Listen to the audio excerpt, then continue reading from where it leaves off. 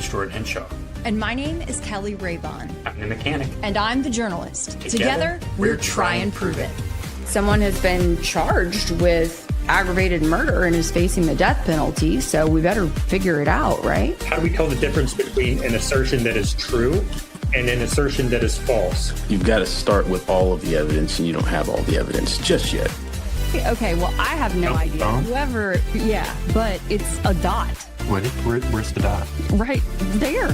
Science is not absolute. It doesn't say this is what happened for sure. It says this is the best explanation we have. 3, start sequence. 1. If one picture is worth 1,000 words, one field demonstration is worth 100 internet conspiracy theories. I'm gonna ask something at the risk of, being wrong, okay? But we're all just friends here. We're all just talking. Good evening, everyone. This is going to be the best show of the week out of all the other shows out there. Why? Because we go out and we do real stuff in real life. We get in our car, we go places, we go out into fields, we drive halfway across Texas to go look at some gun stuff and then come back. We go into our fridge to get jelly to try to figure out what might have been in a van and an SUV. We climb trees, we jump out of trees, we film stuff in our living rooms. On this show, especially this episode tonight, we actually get stuff done. We actually do stuff. We actually try to prove it. We have a lot in store for you tonight, many different things. So I'll give you a rundown. You can see it on the left side of the screen here. We're actually on the wrong media asset right now. The arrow. Kelly, can you fix that? So sure thing. We're going to, so Kelly, was it yesterday? It was yesterday. Kelly actually drove 8 hours yesterday to go figure out what the fold AR thing is about. What is on X? It's not talked about so much on YouTube, but it's talked a lot more about on X. Corby Hall, the whole fold AR thing. Some people think that whoever was on the roof might have had a folding rifle in order to take a shot, perhaps.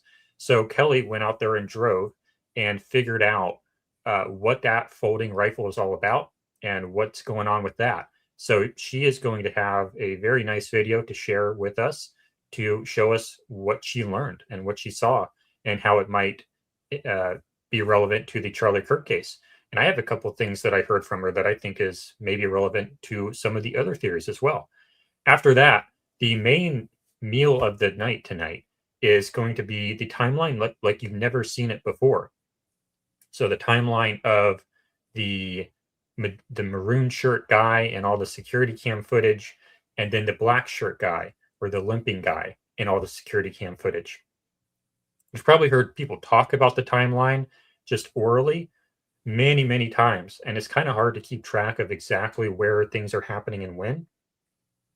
But we have one of the best ways you can possibly put it on a timeline tonight with the help of Blender. We have an entire timeline that starts at 8. It's basically a video editor, and I dropped in each security cam footage into the video editing timeline, and the video editing timeline itself is like 24 hours long. So I can drop that footage at 8 hours and 30 minutes and 22 seconds in the timeline on the video editor, and that will be the actual time in the footage. So you can actually see physically the gaps between different footages to get a really good sense of exactly how long this gap is, exactly how long that gap is. And that'll give you a much better feel of what these figures actually did on the day. It'll be visual for the first time ever. And we also have an animated figure. We have animated figures representing both the maroon shirt guy and the black shirt guy, the limping guy. So you can actually see on the map their figure animate through the scene to show where we believe they walked. For the first time ever, I've never seen anything like this before. And then we're going to talk about journalism ethics. Kelly's going to bring up a very nice document that I was very happy to see for the first time. That is, we want to talk about ethics and like what is journalism and what separates a professional reporting system from what you typically get on YouTube or on X. What is the difference between a professional journalist and a YouTube journalist? That's what we're going to talk about then.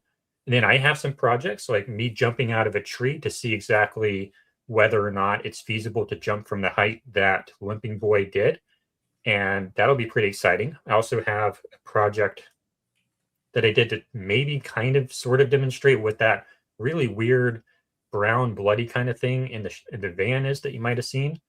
And I also have a coffin video where I kind of show exactly where my hand would be if I were laying in a coffin up against the video of Charlie, because some people think that his hand is in the wrong position in the coffin video of Erica.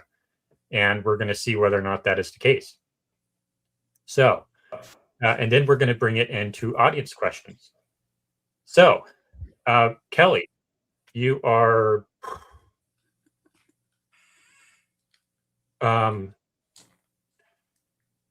so you went to you drove a lot yesterday. I sure did. I feel like I drove halfway across Texas, but if you know Texas well enough, it takes a lot longer than, 4 hours one way to drive across the state. So I had the opportunity to meet Corby Hall. Some of y'all who have been involved in this case have heard a little bit about him and Fold AR, which is a very interesting type of rifle that literally can fold to be in a backpack. I'd like to go ahead and just show you a clip, and I'm going to stop throughout it. But I went to Mineola High School.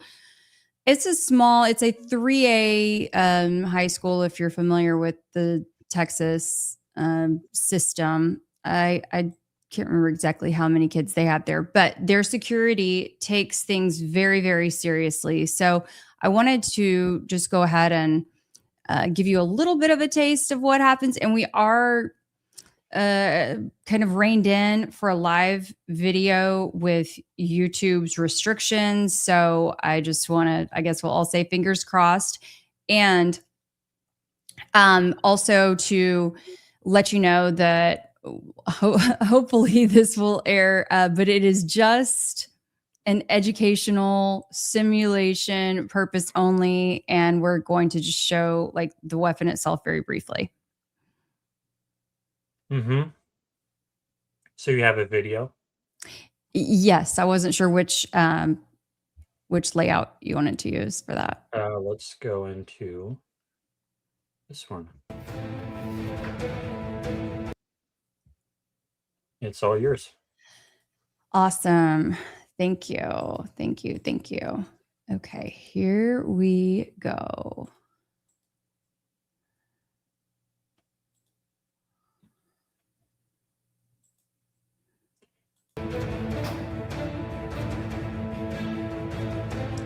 So they laid out across the table these various rifles, but that's the Fold AR at the end, 2 of them.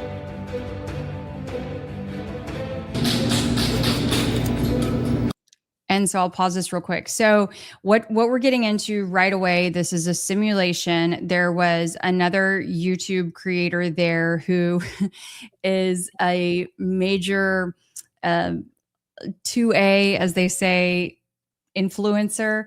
He has over 4 million followers. Colion is his name. And hopefully I'm pronouncing that right. He was so nice. He had, a great crew there with him, but the security team ran him through the ranks of similar training that they do for their school resource officers, but also their Guardian program. And the reason why Fold AR fits so well into their security model is literally because it can fold into a backpack.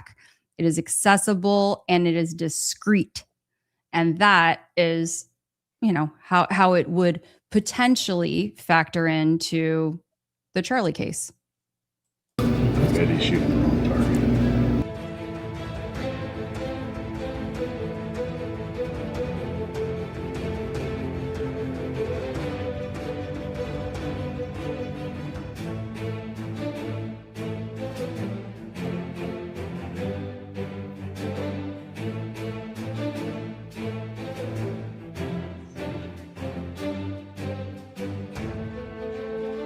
So with that example, that girl's example particularly, that was one that would have really tripped me up because she had on a black shirt and a black object in front of her on that in that particular picture. She was actually, I believe, holding sunglasses. But if you think about having to make these decisions from a protective standpoint, it's split second, and it's harder than you might imagine.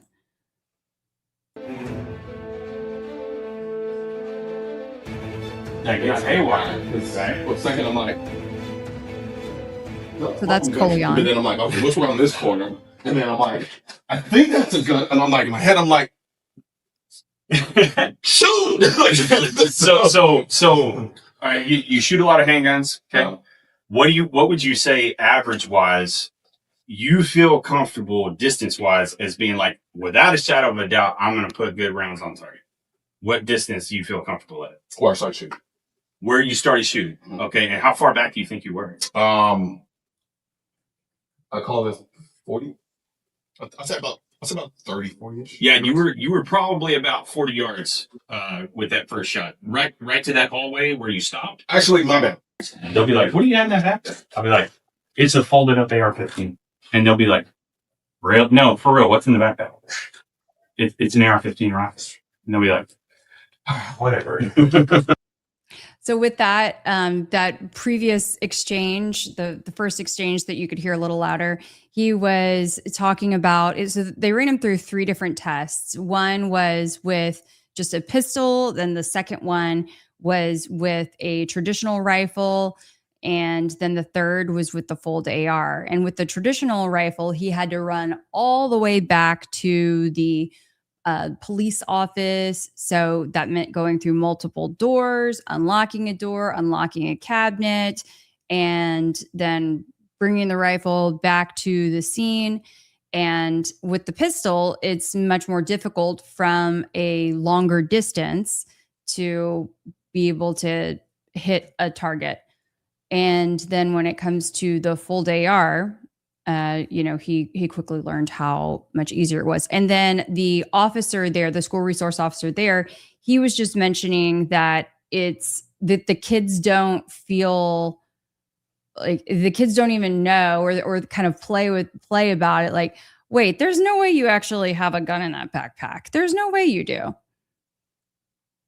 So that way it takes some of the scariness out of having a significantly powerful weapon around. And then here you can see just really briefly how literally it's folded up and it is inside both of those, each that's Corby in the black shirt closer to those vending machines.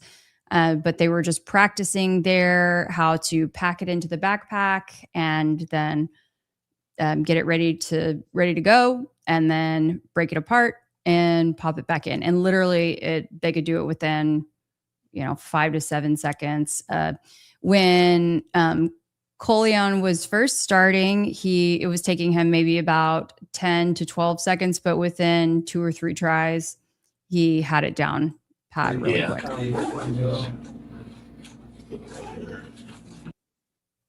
Okay. So for like the summary of why is this important? It's important because when we wonder what kind of weapon could have been used, like here's a reason why it could be important. There was no security at this event at all. Basically, there's no metal detectors. You have thousands of people in the immediate vicinity around Charlie. And you would think that if you wanted to use a rifle to do something from within the crowd, people would see the rifle. But if you're able to put a rifle in such a small backpack, then that restriction becomes a lot less. So that's one reason it's important. It's important to see how small that rifle can get, because you can now imagine a rifle being in any of the backpacks of any of the people in that courtyard, since they have no metal detectors. So that installs reasonable doubt into the jury, potentially in trial, because there is so much unknown there. That's a And great way to sum it up. And when they talk about, how quick the person on the roof was able to escape or potentially break down, this Mauser 30-06, it just, the fact is, it does not break down the way that the fold does. However, they said that they discovered the Mauser and that was the weapon. So it's just, we thought that it was worthwhile to show you an example of an alternative. However, it is not the alternative that they claim was the weapon. mhm. And another reason that it is important is another thing that you saw there were the speakers, right? They had speakers. Like I don't subscribe to the speaker theory, but when they were there, they weren't actually using real rounds. They weren't actually using real firearms. So they had to simulate the noise somehow. So what did they use to simulate the noise of the rifle? So there was something that they had down on the floor. You could maybe see it, and I could pull it back up, but in some of the clips next to, let's see, I'll try to skim back Their through controls. it. Okay. So, okay, down at the bottom there. And I think that was the speaker that they, were able to like play some sound just to like switch it up. So that way the person who was running through the drills didn't know exactly where the shot came from. So those are pretty small. And did they sound realistic? It made me jump every time. Mm-hmm. But you do know what, so we can establish some foundation here. You do know what a rifle sounds like, right? Of course, I absolutely know what a rifle sounds like. I have fired, plenty of guns. I'm not an avid person at the range, but I grew up around guns on the farm. So yes, I absolutely do. And then also worth noting that what is different here as well is that this was an indoor situation, and so there are different echoes and things that the sound does. Yes. So Given that that's we were indoors. kind of a counter to that is it's indoors. It's much, especially with the cinder block here, it is much, much, much easier to get a lot of sound in this reverberation space. So just because it sounds really good in there doesn't necessarily mean that it's going to sound really good outside. There is a lot of other reasons why I don't think that it was a rifle played through speakers. There's a whole list of reasons why. But this is something interesting that I think people should know about anyways. Oh, yes. Thank you, GCL Shotbox. That was a term that I was looking for earlier. Thank you. Okay. Anything else we should cover on this? No, I appreciate Corby inviting me up there to get to see this. It gave me a different perspective. And I think if any of you in the audience do have an opportunity to become potentially, if you work in a school in any capacity, doesn't have to just be teachers, but if your school does have a guardian program, if you feel so compelled, I think it's worth exploring if you could volunteer to participate in that and be trained. If with my kids in school, I would hope that there are people who are prepared for when the worst happens. Mm-hmm. So now we're going to go into the main course of this episode, which is the sort of 3D timeline. So let's go ahead and get that pulled up here on my end. And let me get this ready. While you're doing that, I wanted to mention that for anyone who is in the mobile version of our stream and is wondering, why am I only seeing this in this more narrow vertical option? It's because you're in the mobile version, and you're welcome to go to the full screen version for the full experience. Yes. But we do like to offer both in case someone is on their mobile, that it gives them the maximum mobile version. Yes, but we do actually have pretty decent designs for mobile. But when we go into this timeline right now, you're really going to want to be in the desktop version so that you can actually see the times of the timeline. So here we go. Let's go into this now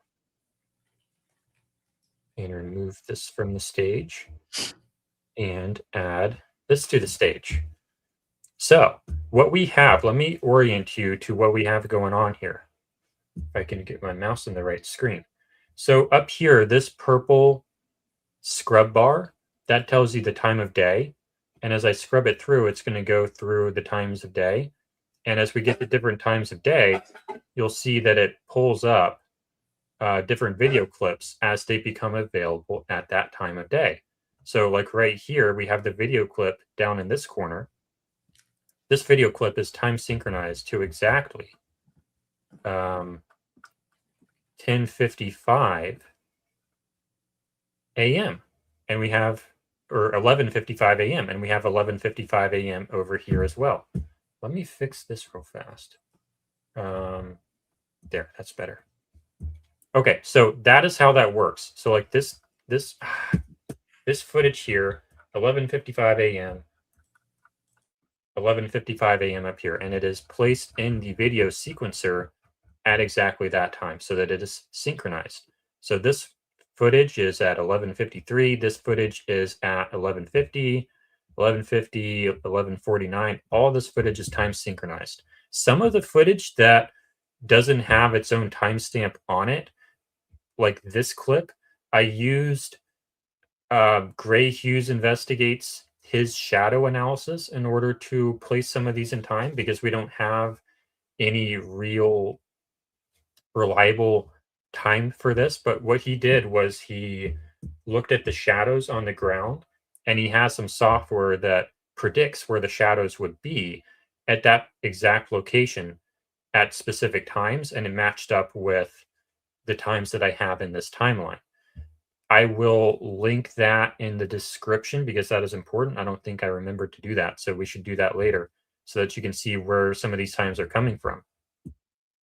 So if anyone has any questions about how this timeline works, please drop them in the chat. The other thing that we have is the animation of the figures. This is representing the black shirt guy. And as we move through this timeline, we're going to see his image or his symbol move through the scene in conjunction with the timeline and with the footage. So that's going to be really helpful for understanding exactly where we know he went and also where we kind of infer that he went. And then we also have Maroon Shirt Guy as well. So we're going to start at 8:30 because that is the first video footage that we have. And when you see large gaps right here, that tells you that there's just no footage there. We don't really know what happened in those times. So when we go back to 8:30, right here, we have our very first footage, which is of the Challenger, the Dodge Challenger, believed to be owned by Tyler Robinson. That is going into the parking garage, and that parking garage is located right here. At about 8:29, 8:30 a.m. So this is the location on the map. This is the courtyard right here, so that you're oriented, and he is parking in the parking garage. So Kelly, you visited this parking garage, right?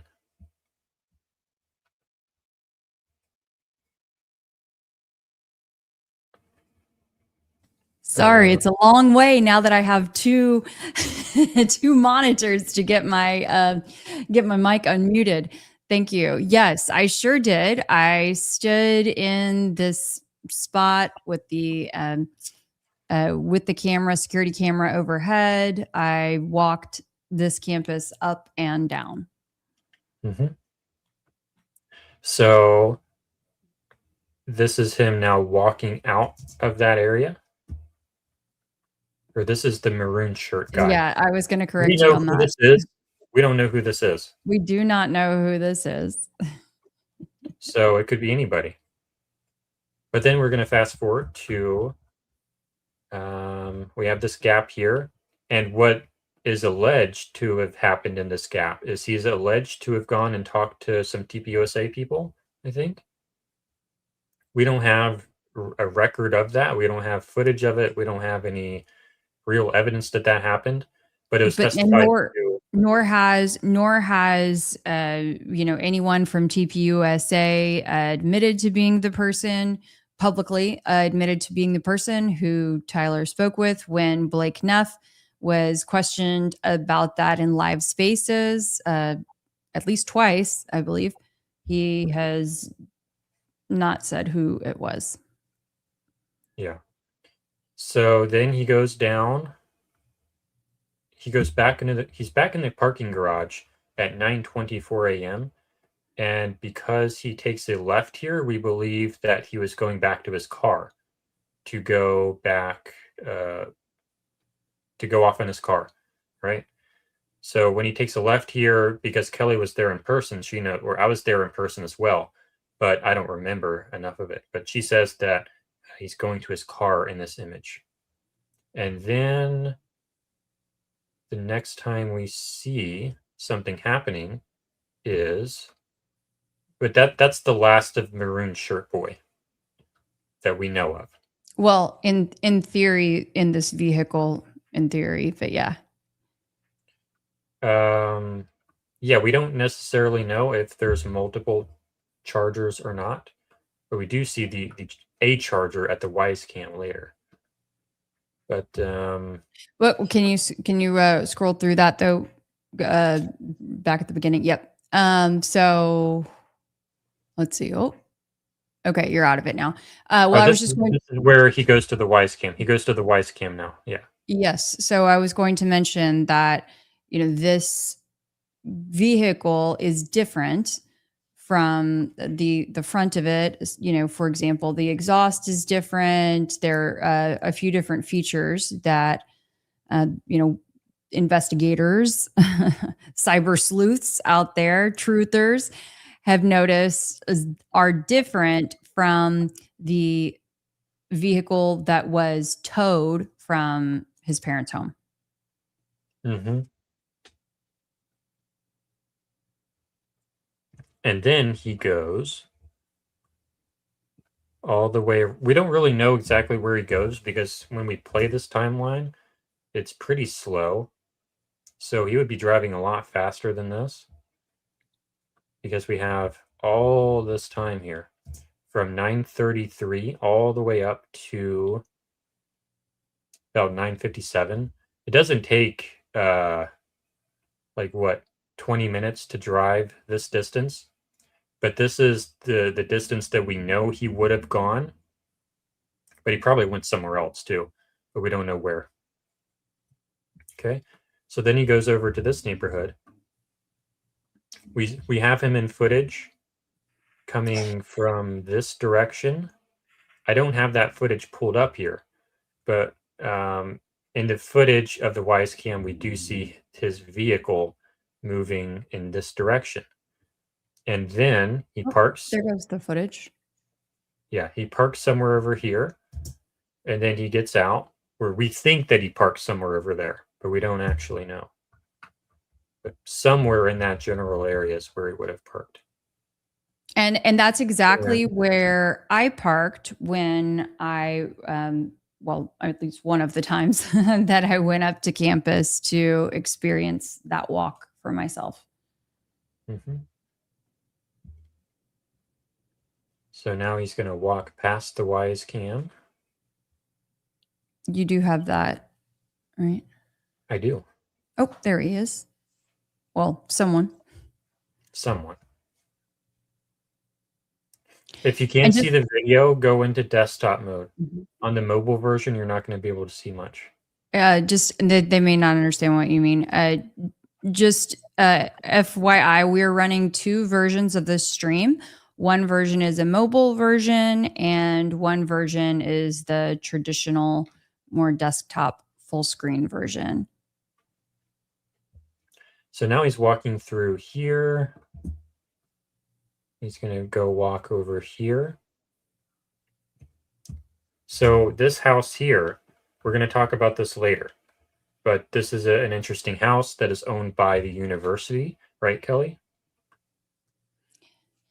Show me which one you're. That one, yes. And then actually also another one that's really close over there too. But yes, that's a property that has been owned by the university. Oh gosh, I have the documents and on my computer, but for several years now. And I did a good amount of walking around that property. It looks abandoned-ish, but I don't, but it also looks like it's maintained. And then there was construction that most people wouldn't know, but has recently gone on at this property as well. Mm-hmm. So then, as we play forward, where we believe he went, this is the most natural path, but we don't actually know exactly where he went. But we believe he went up here, Sorry. and then down here, and this is where we have some more doorbell footage. Sorry. So we have some more doorbell footage on the Phil Lyman Street. That's this street here. So we can scroll into this and play this. So this is where he starts walking through there.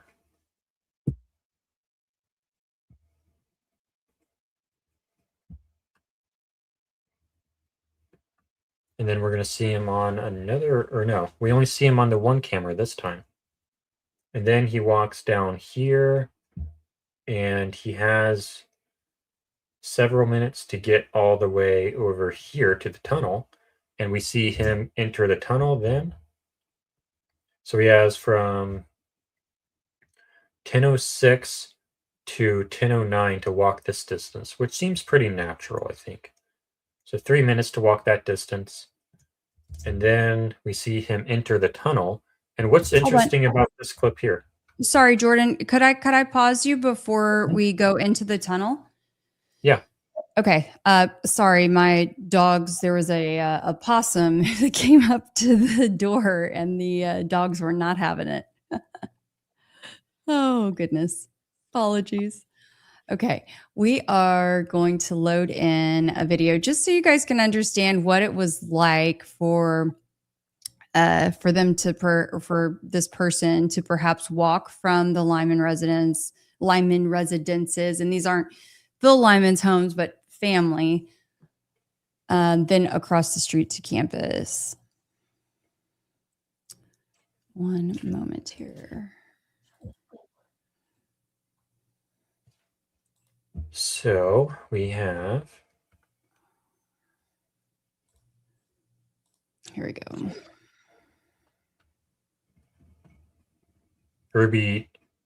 Ruby says, I felt like you were being watched the whole time you were there, Kelly. I very well could have been. You know, it's I can say that my mom felt that way when she was there now probably 8+ weeks ago. She had an eerie feeling for me. I mean, I'm aware of my surroundings, but there were so few people anywhere that it was kind of eerie. Mm-hmm. Oh, we have the clip. Yes. Were you going to pull it up or shall I? Oh, if you can, I just wanted to make sure that I didn't mess up the layout. I just messed it up. Here we go. Remove and add. Okay, you can turn the volume off. Thank you. So these are the houses that I was just referencing. I didn't have a chance to trim this down, but it'll go pretty quick. Okay. But I think it's helpful for everyone to see just kind of the vibe, what it's like. So this would have been where that maroon, or was he still maroon? He was in the black shirt. Was he maroon? This is the black shirt guy, right? Okay, I think I just want to make sure because I had stepped away when the dogs were barking. So yeah, I think that's black shirt guy. We're still on maroon shirt guy because this guy, he goes, when he passes this here, he does not, he just goes right past it.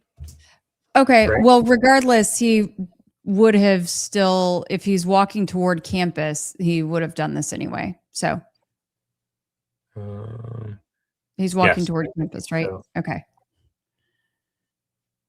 Or perhaps, can this be walked through? Yes. Well, Okay. So yeah. there's no fence there. Can we just, if we just play the clip, I think it will Oh, your clip? demonstrate my clip. Yes. Well, I don't want to confuse people because we have clear footage of. Okay, let's just play this.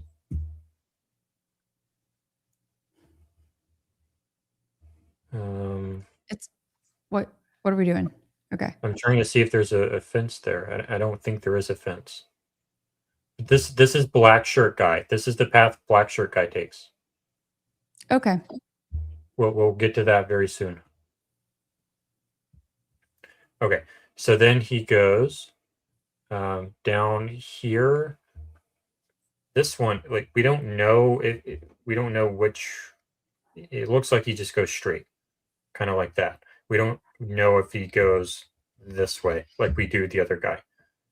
And then he goes into the tunnel in this footage, and then we see. Oh, the white SUV is not in this clip. He just walks up the tunnel and then immediately goes into the tunnel, and then we can watch him over here, and then we have him in the stairwell or coming out of the tunnel in the parking garage, and then going up the staircase, and then we have nothing for a while. And then he takes a right here, which we believe is out to the street. And then we have a gap where we think that this is when he goes to the Chick-fil-A. Allegedly. Yeah, it's not that we think that, it's just that that's what had been testified to. Mm-hmm. So then we have a very long gap. We don't really hear from Maroon Shirt Guy again at all, ever. There's no other footage of Maroon Shirt Guy. So the question we have is, when did he exit? Why don't we have any footage of him exiting and going back out to the street, back out to the neighborhood? Is that because maybe he stayed there and he was in the crowd when the shot went off?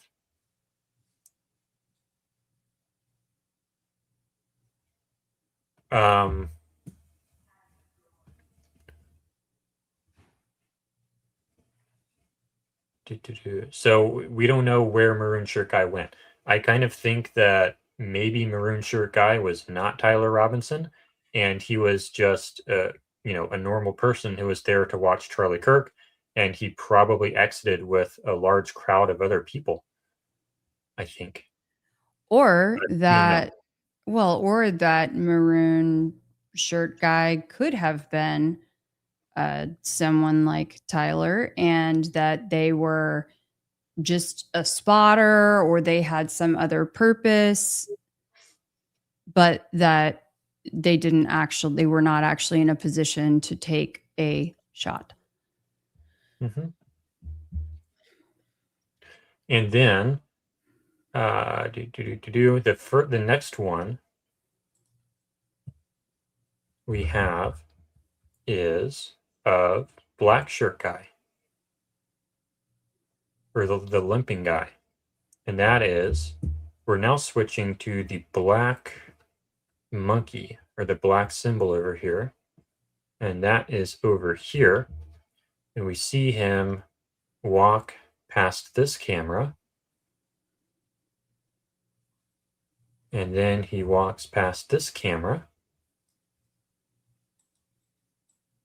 and this is where we see him do a do-si-do over in this corner here.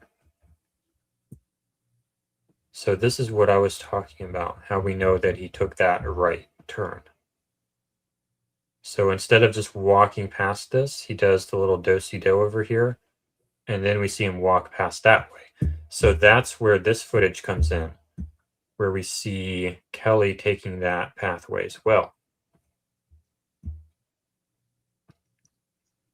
I mean, the road is essentially a dead end, basically a cul-de-sac there. So my feeling is that he probably went the same route, both, or, you know, if it were to be the same person, that they perhaps went the same route, or even if they're different people, they would have gone likely the same route.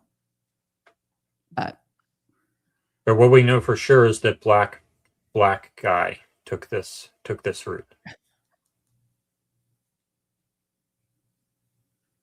Because we see him take that right turn. And that little bridge, does that look like that's been there the whole time? yeah, it's so you can tell in the neighborhood that, so here you can see right there, Jordan, that like that's what all of this stuff like does in this particular area. Like that bridge, if you can even call it that, is the way to cross this. It's like a culvert. Mm-hmm. So I can just tell you from my personal experience being there, it's what makes the most sense if one's intent is to cross from that street over toward the campus. Yes.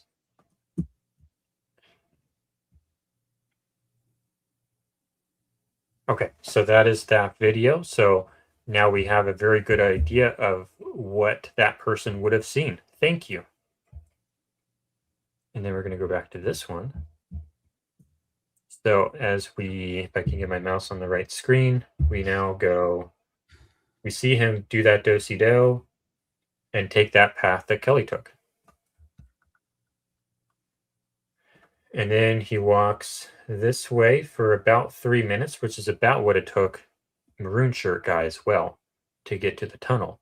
And then what's interesting about when he gets to the tunnel is this vehicle here, right? Yes. So you want to keep an eye. If you guys want to look on the right side of the screen at the surveillance video, there is, as the person they claim to be Tyler, the black shirt guy, will say, or limping guy, is right there at the edge of the tunnel.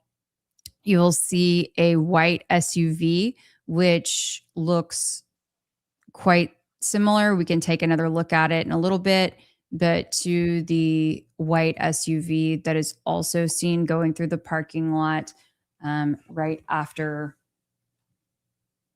12:23, the time of the shot. Yes, thank you. And then we have him waiting around a lot. He's spending a lot of time at this tunnel. So from 11:53 to 11:54 to almost 11:55, he's just waiting in front of that tunnel. And that's what I mean when I say that you can visualize the gaps now. If you look at, supposed to be on this screen. When you look at, like, this is the gap. And I can play it here and you can see exactly how long this gap would be where we have missing footage. So what is he doing during this time? They just cut the footage away and they cut immediately to 11:55-ish. So what is he doing here? Is he taking a phone call? Is he waiting for orders to go to the next stop? What is he doing in this time? Did the white SUV make another loop around and hand him something? I mean, all of those things are speculative, but we do not know because that time period is clipped out of the video. And if he's making a phone call, like Jack proposes, did they clip that part of the footage out because they don't want us to know that he's making a phone call, that he could have conspirators? Perhaps. I'm just going to let this play out so that we feel the entire length of this missing footage. So he's probably talking to someone. He's probably waiting for orders.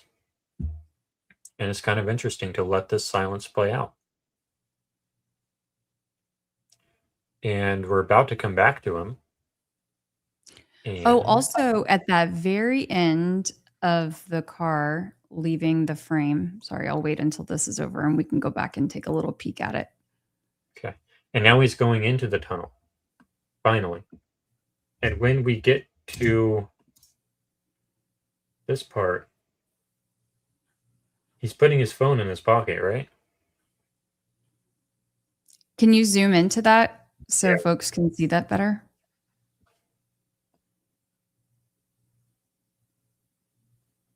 So he was texting. So was he texting that whole time? Was he on the phone that whole time?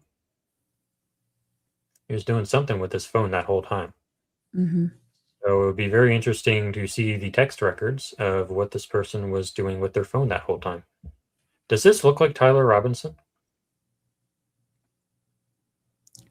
Audience, what do you think? Does that look like Tyler? Doesn't to me. It doesn't to me either, but And hold on. Can you take it for a second? I want to check something. of course. I do see that there are a few folks saying that someone's watching on their TV and we're coming up in a phone format. Yes, we do have a full screen, widescreen, traditional version, but we are pushing out the mobile version as well for those who may wish to view that way. Apologies for the issue. So feel free to hop out and go to the other version. You'd think that the TV would know to choose the desktop one. That's interesting. You would think. But that also could mean that YouTube is pushing out the mobile version. I don't know. Mm-hmm. So we now see him walk down into the tunnel. Now Before we go, wait, before we go all the way out, can we go back to that initial clip? And it's going to be at the tail end. That white car, if you're able to zoom in really close to it. Okay. If you could play that. Watch this here at the end. Hold on.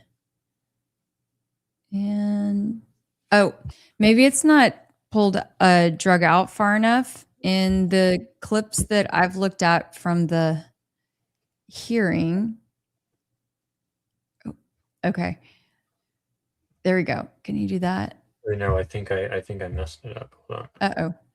Anyway, it appears that the car just vanishes.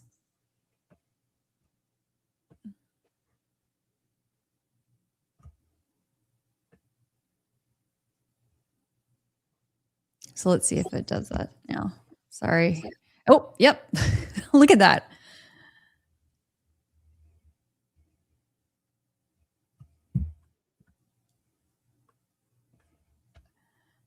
And I'm now checking the time to see if that jumps. Okay. It does.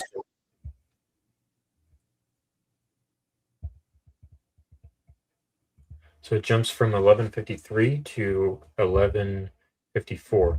So 11:53 in 17 seconds and 11:54 33 seconds. So let's actually cut that and put that into the proper timeline. So it jumps to 11:54 and 33, 11:54 and 33. That is all the way over here. Oh, I already have that pulled in. Okay. So that was just the splice that we already have. That's why I cut it there. So they just spliced. We already knew about that splice. So it just jumps from, so like the camera that you're looking at, the footage that they played in trial, that jumps from here to here. That's why the car disappears. Even though he doesn't appear to move. Does he appear to move in that? Yeah, he does. Let's see. I think he does.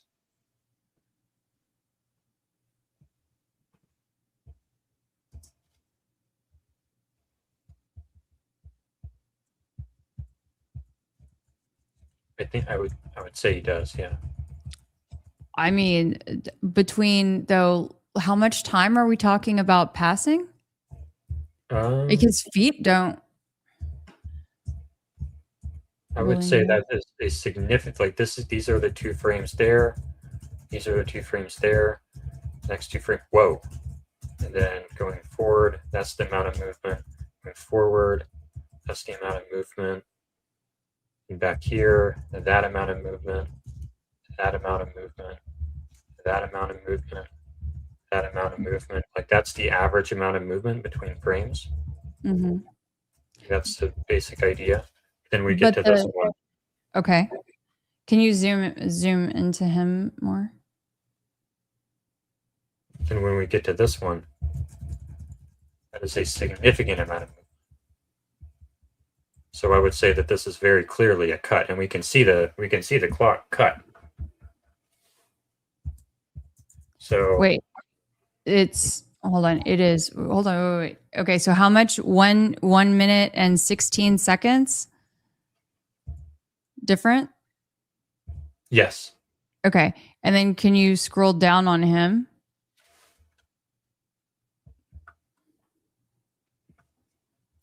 Can you zoom into him? he's well, yeah. There we go. Thank you. So it's a camera cut. I mean, for me, I'm not buying it. I feel like he's not for a minute and 16 seconds. I would be moving around. I mean, maybe I'm just a wiggle worm, but I'd be moving around a whole lot more than that over the course of a minute and 16 seconds. It doesn't look like his lower body moves other than like rock, maybe like barely, like his feet aren't moving. His feet are in the exact same spot. But you can see the shadow move too. You see the shadows all like the shadow in the bottom left? They just cut the camera. They just cut the footage. Okay. Even you can even see that the sun has changed significantly. Like the Okay, clock now that you point to the shadows, I can see that. I can see that. I was thinking for him, a minute and 16 seconds, like, I mean, I'd move. I have a hard time staying still, though.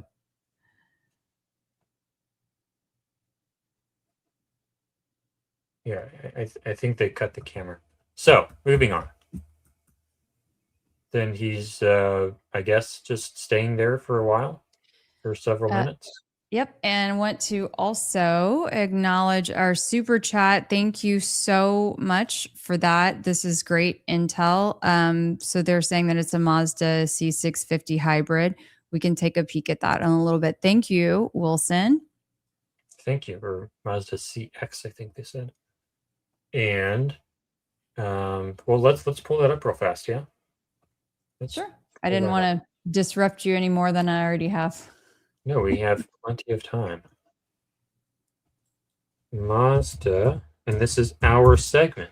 Mazda CX. What was it? CX something? Yeah, CX50 hybrid.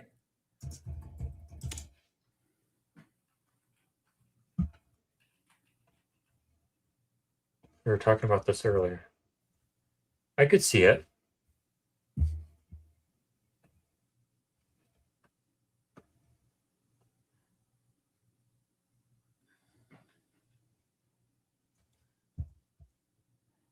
Okay, that's a good still. Yeah, I could see that for sure. Let's look for this little bump though of the headlight or the tail light. I think so. Yeah, nice work. I wouldn't call that definitive just yet, but that is a very strong possibility.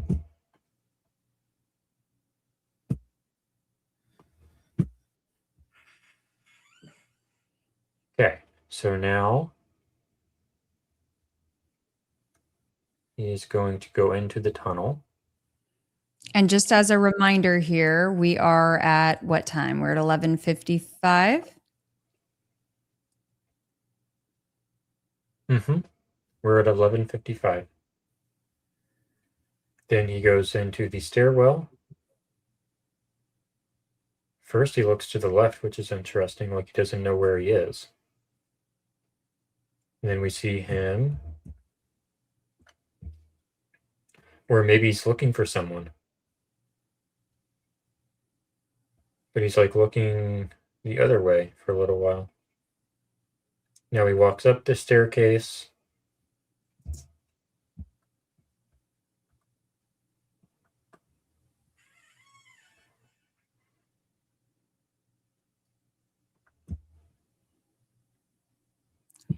Are you able to make the screen, those videos, thank you, larger? Of course. This is Blender. Blender is amazing. We can put it however we want. Now, is this just about the first color image that we've seen? Of what? Of surveillance. Did the other ones, I guess they just didn't, I mean, it's very dingy and dark in there, so it's not really. Well, they were still popping. I think these Okay. are the first videos. Got it.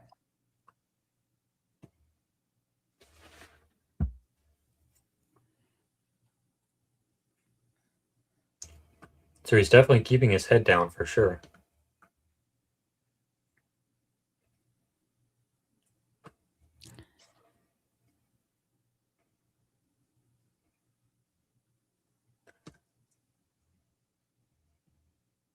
Let's watch the girl in orange.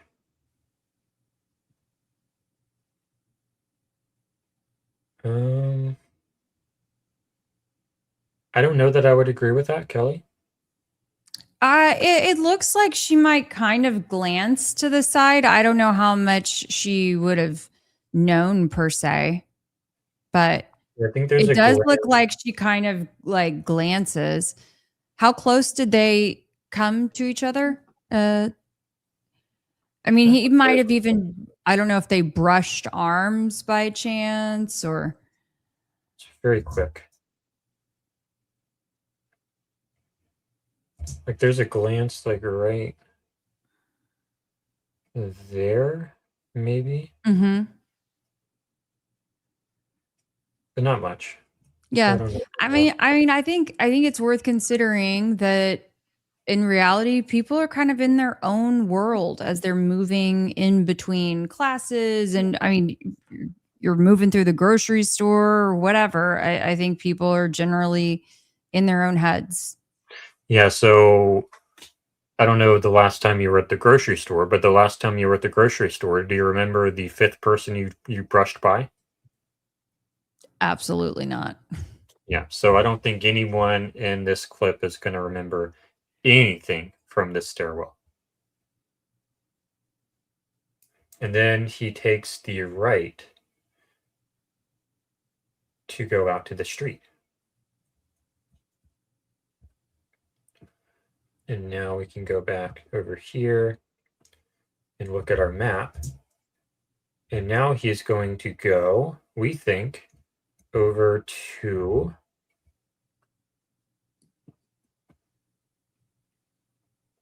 this camera, which is new from the preliminary hearing. They believe that this figure here is the same black shirt guy who is limping. This little figure right here. That little smudge there. Okay. That little smudge. They know for a fact that that is the same dude. Overwhelming. On here as well. Overwhelming evidence. And they certainly know for a fact that that is Tyler Robinson and not Lance Twiggs or someone else. That's right.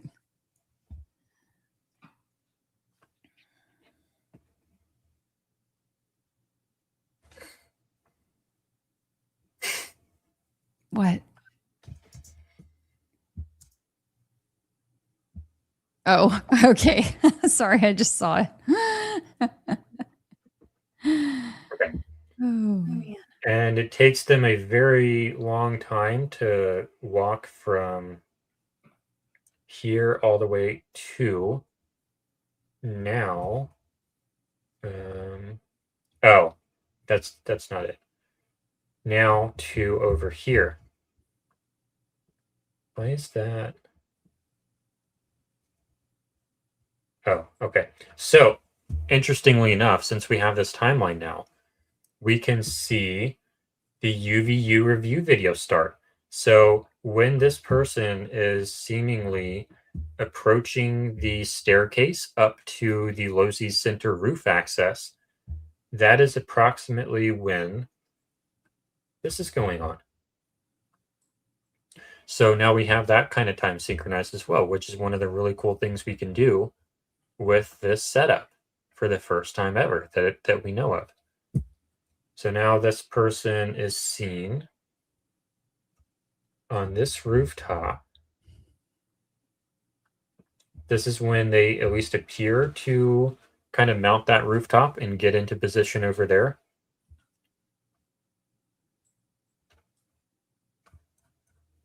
It's just a little bit of a smudge, so it's kind of hard to see. But if I do this, you can maybe see it better. Oh, goodness.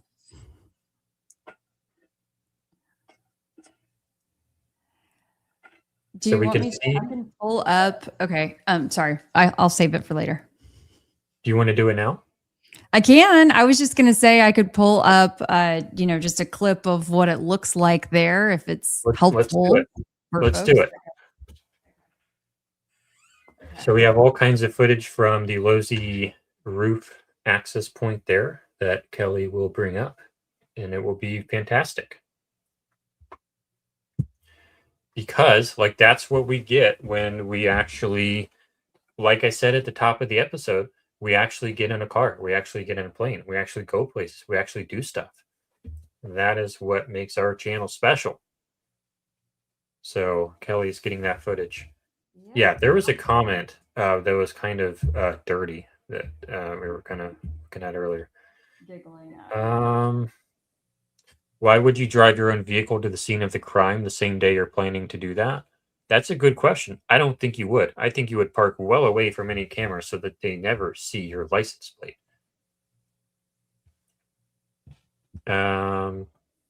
Just common sensing it. GLC supposedly Tyler was, but they're talking to someone else. Kelly, round 2 still with the. Are you 2 still with the theory that Charlie may be alive? Yes, we are. Absolutely. We think that Charlie is still alive because the physical evidence seems to be most consistent with a squib, and because the contextual evidence appears to be most consistent with a faked death and not a real murder. Because, like, why are some of the, like, contextually, what's going on in front of Charlie Kirk? Well, we have people doing hand signals in front of Charlie. Literally, the moment before the shot goes off. The moment before the shot goes off, they're doing a hand signal that is definitely a hand signal. And I can show you the hand signal. Let's look at the hand signal, shall we? Let's pull that up real fast since we have the whole timeline here. Yes, please.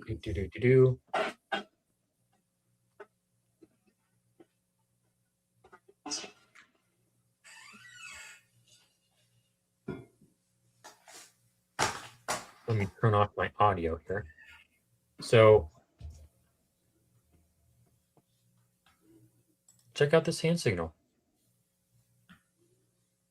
Boom. That's when the shot goes off. Immediately after that hand signal. So this is why we think it's fake death. Look at this dude. Look at this dude. I can't show the stuff with Charlie, but just watch him and watch his reaction to show you when the shot goes off. Does his hand signal, and then boom. You don't think that that is staged? Come on, man.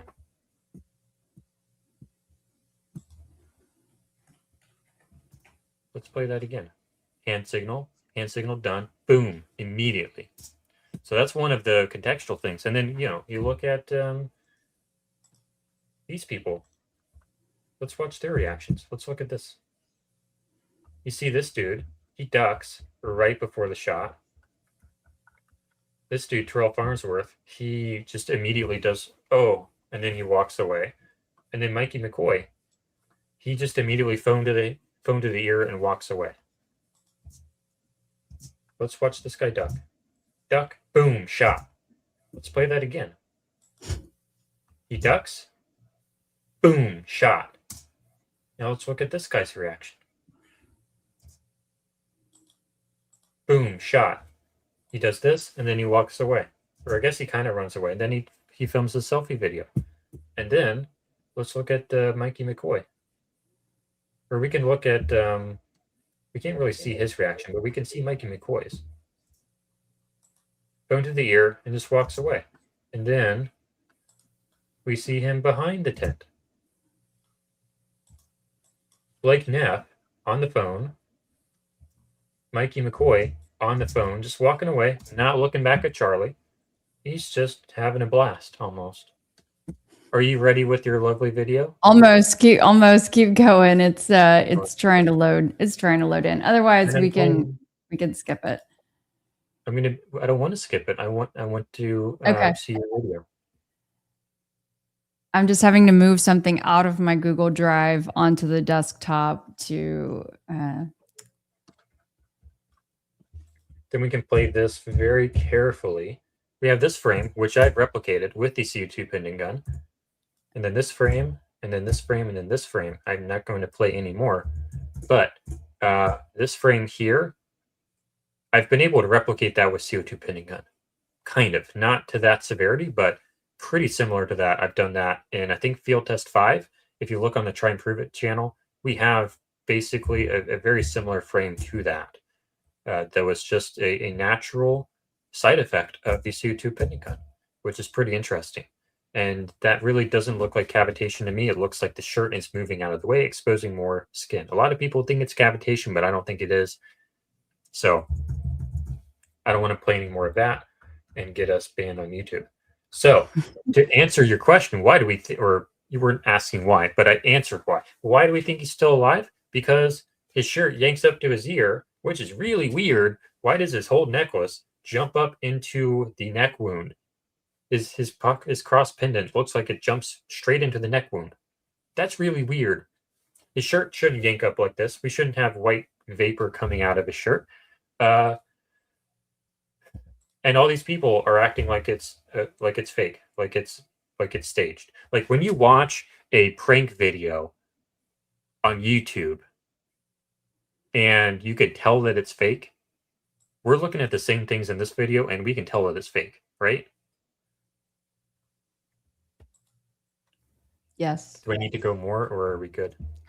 It's trying, unfortunately, because I'm not on Wi-Fi.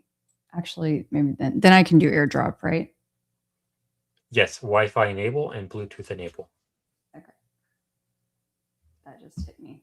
I thought because I was on the Ethernet that I wouldn't be able to. So, okay, that will help a lot. Okay. Sorry about that, guys. Beam me up, Mr. Scott says, is this where the police tape and that block camera thing is now? Kelly's video, yes. That is right.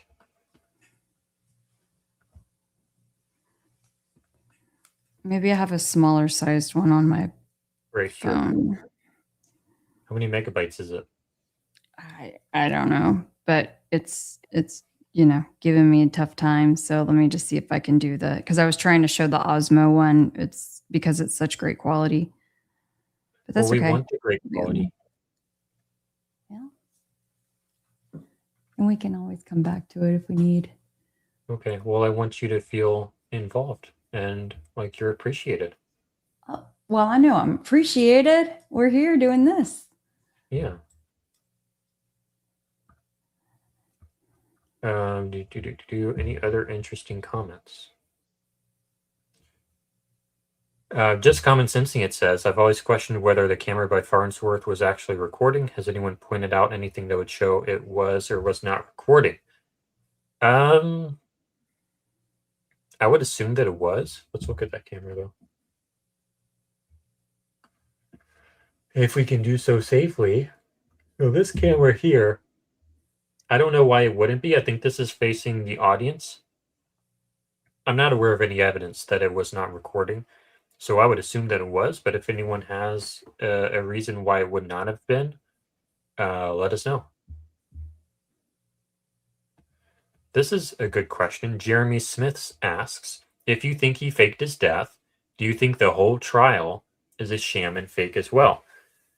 If you're talking about the preliminary hearing that we live streamed a couple weeks ago, 3 weeks ago, I think it was 2 weeks ago, I never really shared these thoughts, but when I look at the performance of the defense in that preliminary hearing, especially the one guy who has the really annoying voice, I just feel like they were set up to fail just by having that guy come to the stand. Mm. Every live stream, everyone's always complaining about this guy. Yeah. Never know what his point is. Very boring to listen to. He never gets to the point, and when he does get to the point, it's like, okay, so what?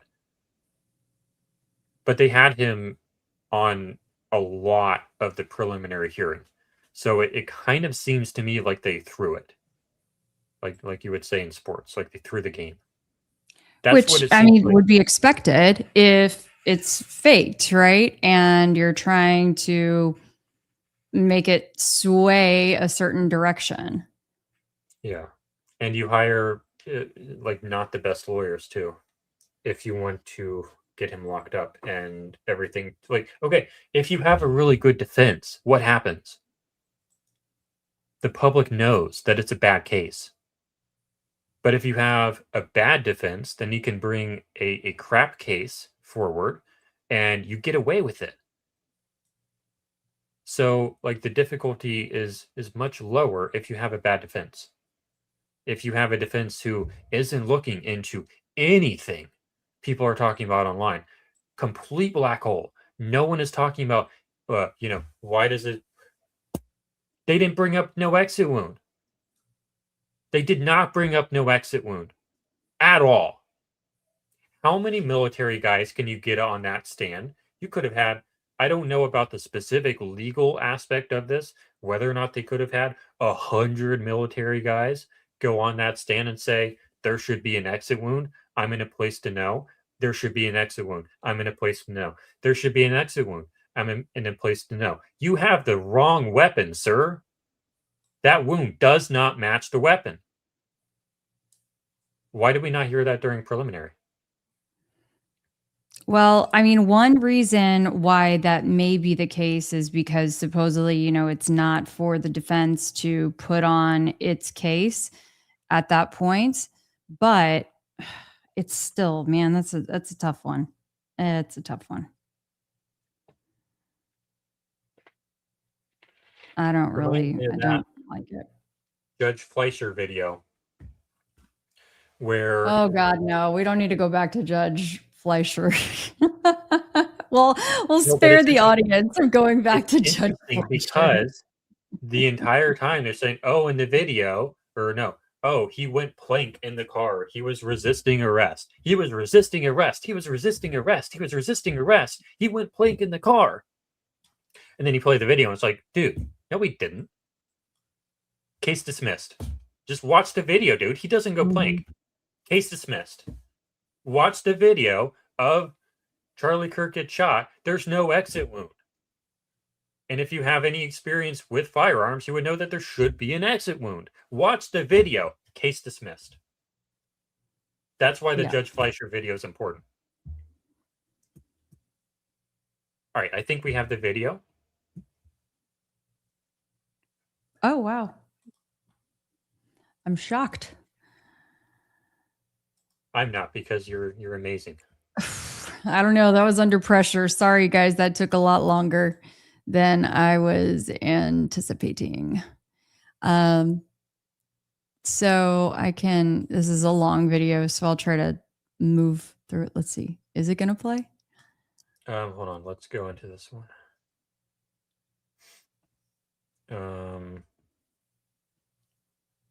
Is it playing? Maybe. I have a backup in the meantime, so I'll work on that.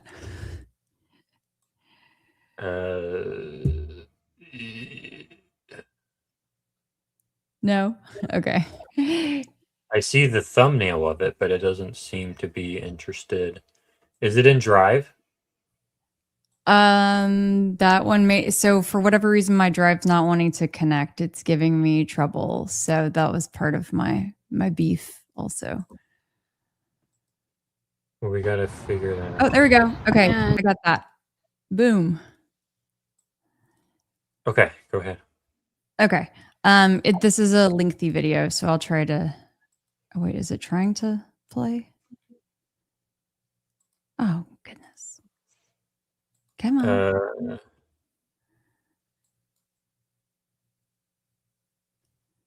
Can you? Does it do anything on your end? All right, my controls. Sure. No, it's not playing. Okay, it's probably. Yeah. Can you? I don't know if you can text it to me. Here, let me just Probably end this not. one. Let's see, didn't work. Oh, I see at the bottom. Is it trying? Wait, is it trying to load? Gosh, you guys, I'm so sorry. I'm so sorry. Here. Hold on. I'm going to do one last go at it.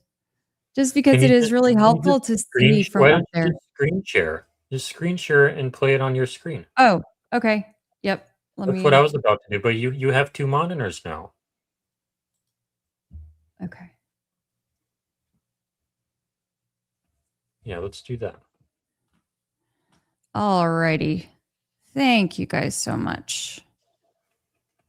Beam me up, Mr. Scott says, I think the defense has to put out all their evidence in the prelim. I could be wrong, though. I don't believe that's the case. I think they're very restricted on what they are allowed to present in a preliminary hearing. And, the concern I have to Leaky, who is Lecky? Lecky? Huh?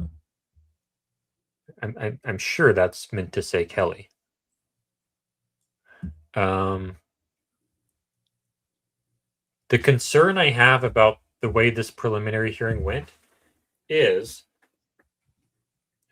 it's the decision is on the 1st of September, right? Or is it the 3rd? First. The 1st of September. On the 1st of September, what happens? The judge comes out and he says, I find probable cause. What then happens in the general public? The general public now believes that Tyler Robinson is guilty. What do all the TPUSA people say? Guilty. What does Fox News say? Guilty. What does Paramount Tactical say? Guilty. Because they found probable cause. Trial's over, guys. No more trial. He was found guilty during trial. The entire public for the next 2 years, he was found guilty in the trial, and it's all game over. The prosecution brought all of their evidence forward. They knocked it out of the park. No doubt was left. The defense had nothing. Guilty. Game over. There's nothing left to talk about. That's the issue I have with these prelim hearings. They have so much exposure, and they are so unfair to the defense, and they have so much impact on the public perception. And there's far too much time between the prelim hearing and the actual trial. I can only imagine what it's like to sit and sit and sit. Okay. So I was able to just add, it was going to make me restart. It was going to make me restart the whole thing. So here we go. So this was along my walk through the neighborhood. I do a whole lot of narrating. This is the UVU house. I don't want to distract us too much with all of these little observations, but let me take us straight over to, okay, walking up this staircase. That is essentially on the back of the Losi.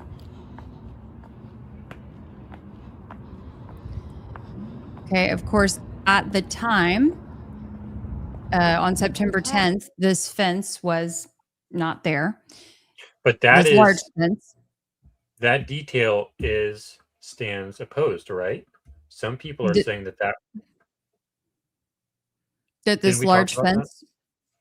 Didn't someone No, say that that was still there? that was there on September 10th. Yeah. Didn't we talk about that? Oh, I don't know. I think we have so many conversations. I'm pretty sure we talked about that. Someone was saying, "Oh, the fence was still there," but the reason we know that the fence was uh not there is because in this footage, remember this footage here? Oh, you can't see my screen. Let's oh, if I pull it down, is it going to lose your spot? I know think it where I will. am now. I know where I No, am now, so you can bring it down. so in this footage, we see him walk like is he climbing over a fence here? It doesn't seem like it. It seems like he would just walks directly to that outcropping, right? He's Yeah. not impeded by a fence. Yeah. So whoever was saying that there was a fence there, Yeah, it was 100%. It was not there. yeah, it was not there. Agreed. It Moving was on. not there because we can also see in the aftermath from from the Life is Driving Adam Bartholomew video, you're able to see the police officers on the roof looking around after, and then actually see them just kind of make this little climb over that.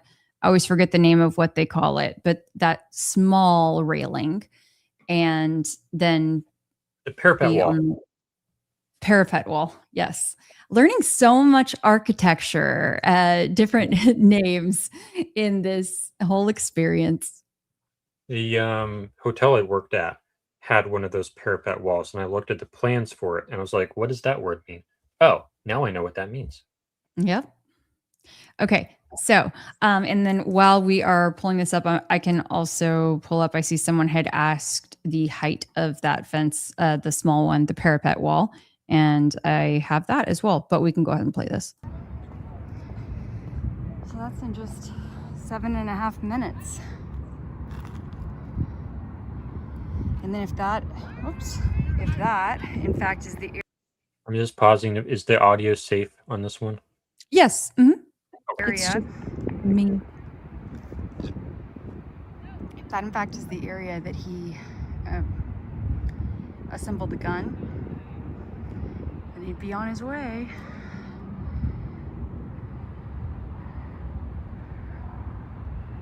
Let's see if it'll focus. Sorry.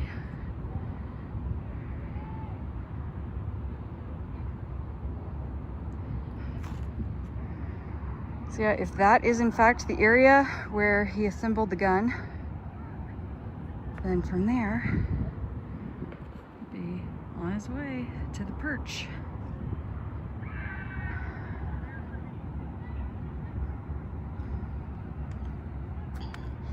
And then from here, I just don't understand why you would go and run off that side versus making a run for it back here, so that way you know that you're safe, and then maybe jetting off that way. Yep. We can stop it there. Just before I went down, I just wanted to like finish that little thought, and for people to see, because they're not able to like really see this side of it from this angle. What were you going to say? What if there's a cop on that stairwell? I mean, could be, but why? Like, it took a long. Everyone, for there to be 3,000. I don't know how many people are on campus on an average day. Given how, I mean, I've been there during the summertime, and there are classes there going on, but you know, it's pretty sleepy. For that day, with everyone being at the event, 3,000 people, I just can't imagine there was that many people roaming around. Of course, you don't know, but what happens if you jump off of the building and you twist your ankle or you break a leg or something, you know, just. But what if there's a cop on that stairwell? Just Then you mission jump plan. off the stairwell. I don't know. But now he's in hot pursuit. Same could be said for the other side. I mean, you know, he could have gotten hit by a car, or could have, I don't know, there could have been someone right over there. It just. Yeah, So mission planning. I'm going to assume that there's going to be a cop or multiple unfriendlies on the stairwell, and I do not want to be in that confined space with them. But anyway, there would also at that point, be the out, you know, going toward the computer science building. But you have a rifle in your hand. Maybe, you know, if they say that, like, yeah, you have if you have a rifle in your hand and you've already killed one person, then you had a few more bullets in there.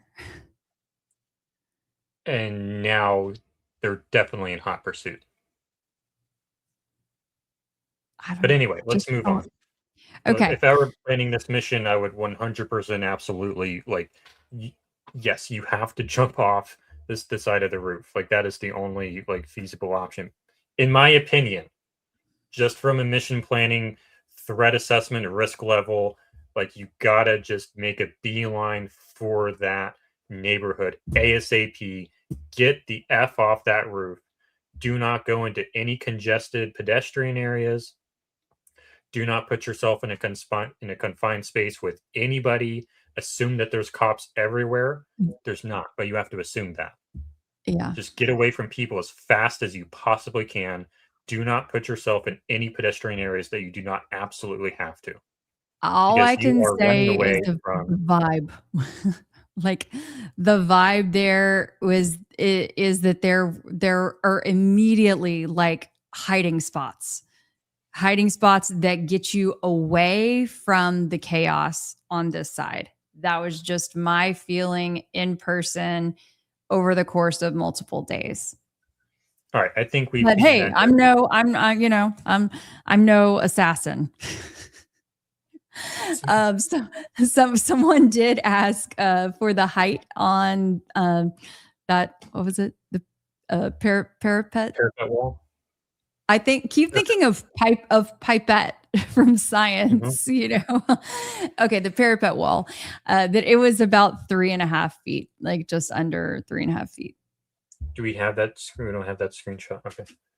Anyway, I might. You know what? I think I might have that screenshot pulled up already. I might have that pulled up. Can you read a comment real fast? Yes. This was very well planned out, almost too good for just one kid to just happenstance it. And that was my feeling as I walked this space multiple times a day over the course of 5 days. It just, even though I'd never had a problem navigating and I explored on my own, I wasn't using a map to walk around from here to there. It's much smaller than what it comes across on TV, on the screen, and in photos. But I just do not believe that he showed up that morning, even at 8:30. That a person would show up that morning and leave it all to chance and not have any other help. They would just come up with the whole thing by themselves. I have it. I found it. Let me see if I can drag and drop it into here. And it is like a maze, given the amount of level changes. I will say that there are some places where, like, you think you're going to be able to have access to the ground floor, and then you're really like on the second floor, or because there are so many elevation changes, there are many floors. Like in one of the buildings, it's 7 or 8 floors. 7 floors, I think. This screen management thing, man. All right. I agree with you, Nan Paints. It should have been swarming with police or military with someone that prominent speaking, especially when it's not like all of these people just descended all at once. And that was the whole purpose of ticketing. Even though they didn't actually check tickets, they had RSVPs beforehand, and people were expecting to have to show their digital ticket, but that never happened, of course. Okay, I have the screen share ready.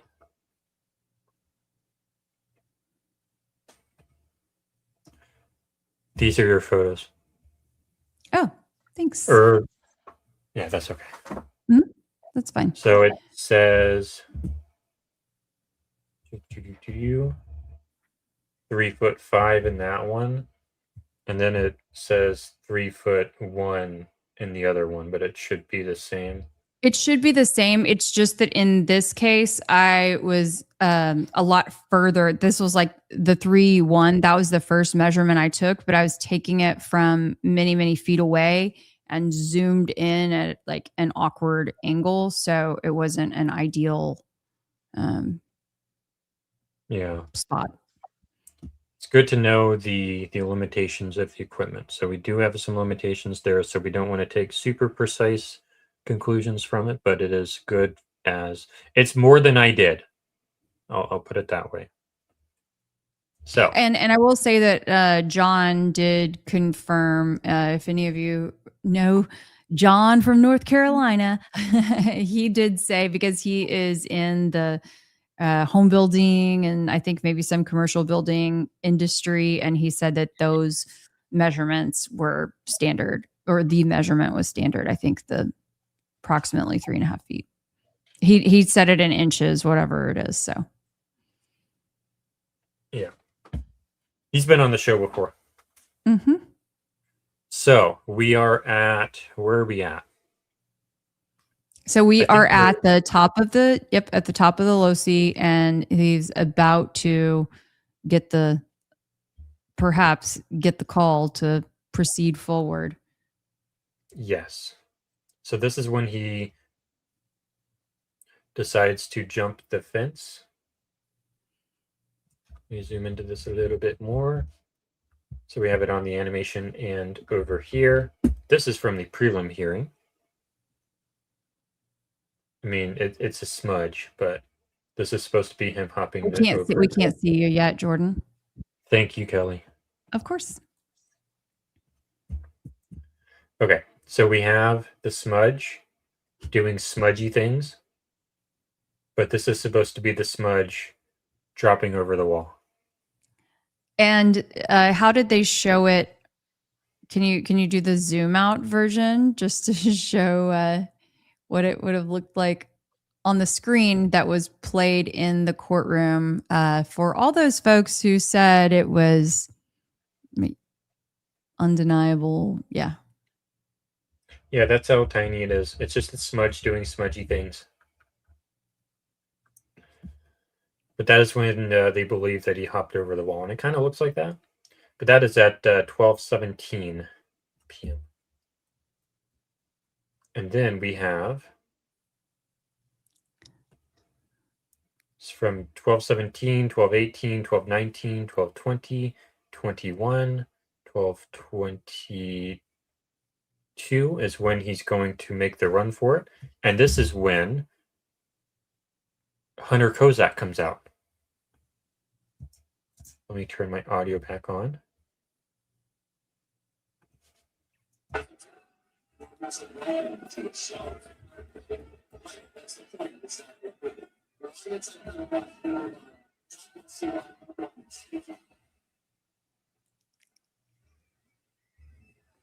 I know you don't want to turn it up too loud, but we can like just barely hear it. So if you want it to be loud enough for us to hear something, you may crank it a little bit.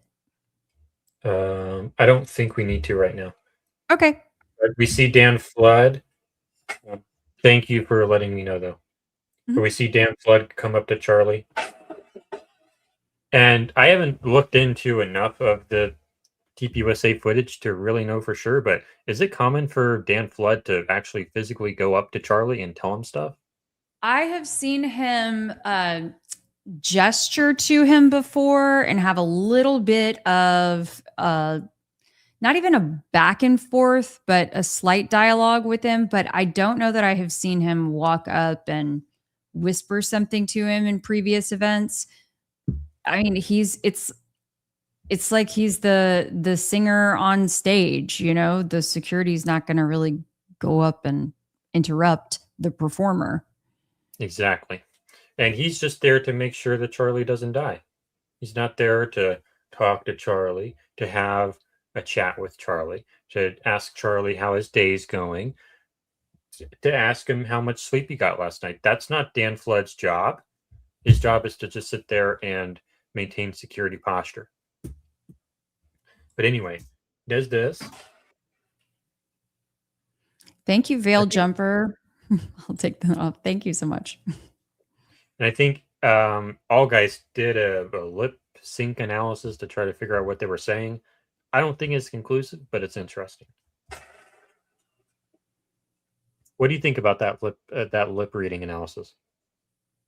I don't recall what he determined that was said. Mm-hmm. I don't either.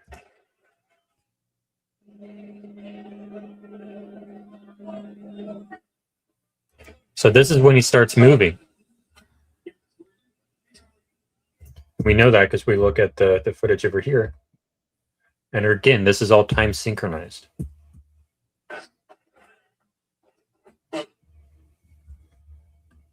Yeah, Jordan did a really great job on syncing all of the timing here.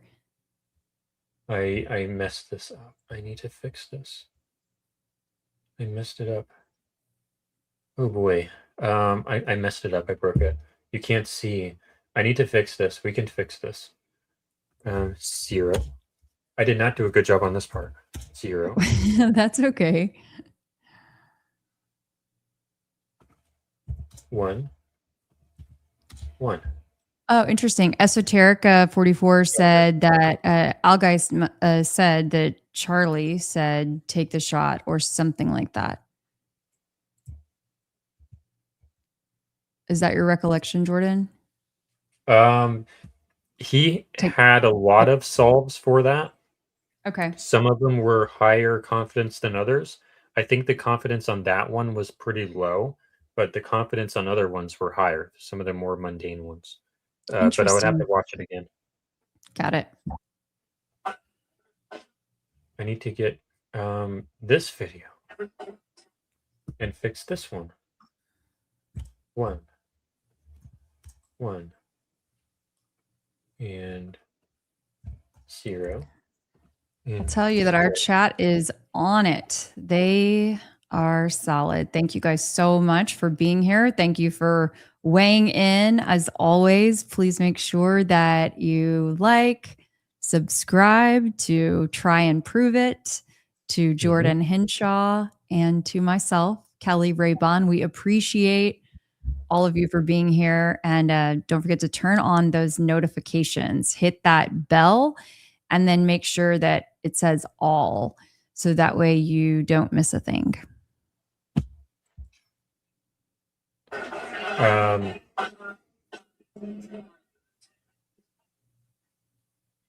You're supposed to be able to see him in this footage.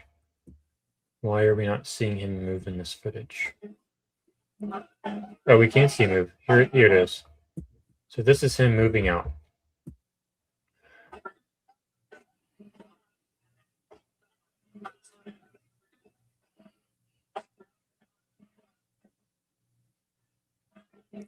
So can you play that through one more time? Sure. And maybe with a zoom in on the end of the road, end of the roof.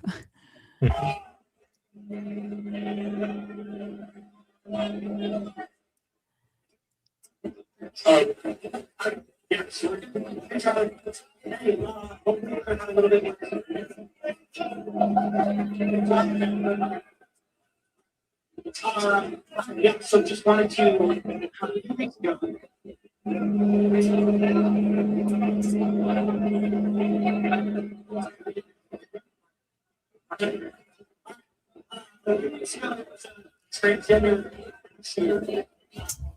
Okay, so that's when he gets to that position. I mean, does it seem to you like it's kind of a little weird, the way going almost to the edge of the roof and then maybe coming back a little bit as well? Or Yes, it am I is not a linear path. So he okay? was going over here first, kind of, sort of, I think. And then he hangs a left. So maybe he didn't know Maybe going exactly to where. the edge to to see how far he could see over, but not also be spotted. I don't know. Yeah, he had some wasted movement there, so he didn't know exactly where to go. So he was kind of figuring out as he went along, I think. But So, not, yeah. I mean, we're talking about what a short period of time to even be able to like get set up, get focused in, right? I mean, we're talking about seconds. Mm-hmm. If I'm reading that correctly. That is, you mean to run out? By the time running out there, but then also retreating a little bit and then going back to, in theory, like set up near the edge. Uh-huh. It's just hard. I'm just saying, like, it's only a few seconds. There's not much time to really mentally dial in. Yeah. Got it. So we're now over here. Then he's going to wait from 3:22 to 3:23 p.m.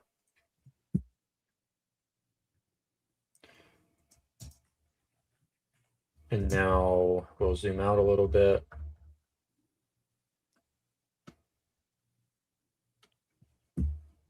And turn sound back on. Oops, there it is.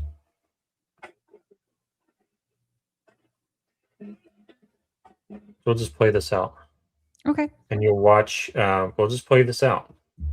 And I'll like move this over a little bit so we don't get censored.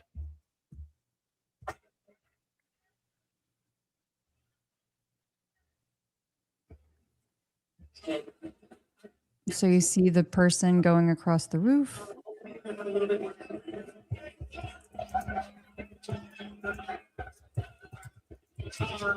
Starting to approach the edge.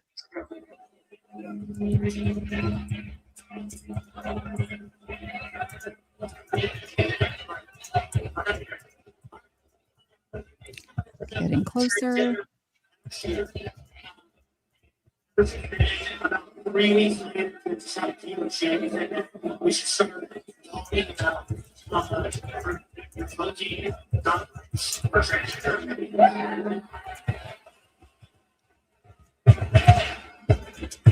Jordan, should we have your screen audio on the computer? Too many.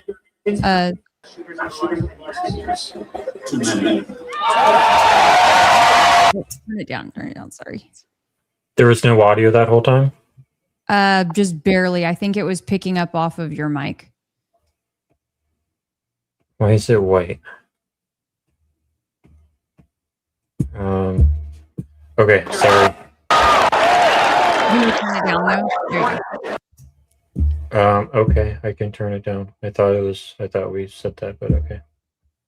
Well, it's loud. I mean, just 0.3. okay. Is that better? Yeah. So, do you know how many transgender Americans have been mass shooters over the last 10 years? Too many.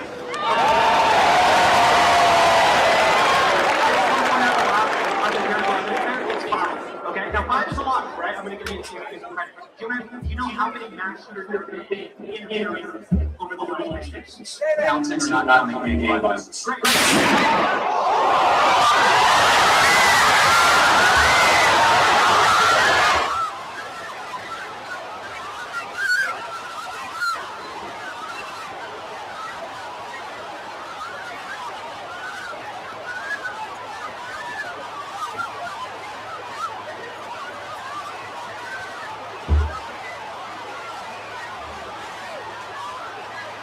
So you can keep an eye, guys, on both sides of these screens that Jordan has up right now.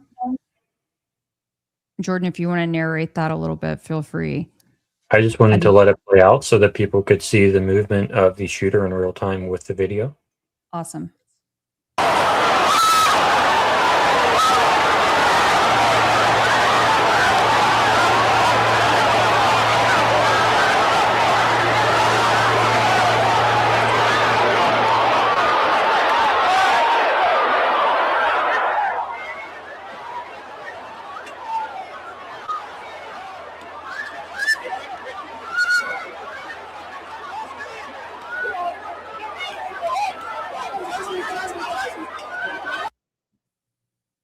And that's where that video cuts off.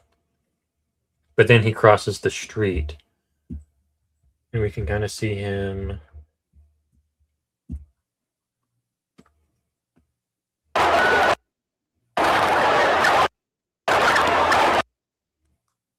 Then he crosses the street, and it's kind of hard to see. And we have some stuff to talk about there. But Kelly, were you wanted to talk about something? No. Oh, I thought you just said something. No, I just wanted to see if either of us wanted to narrate people in case they didn't know what they were looking at on either side. That's all. Okay, so this is where he jumps off the roof right here. Mm-hmm. And this is where the shot was taken, or allegedly the shot was taken from, over here.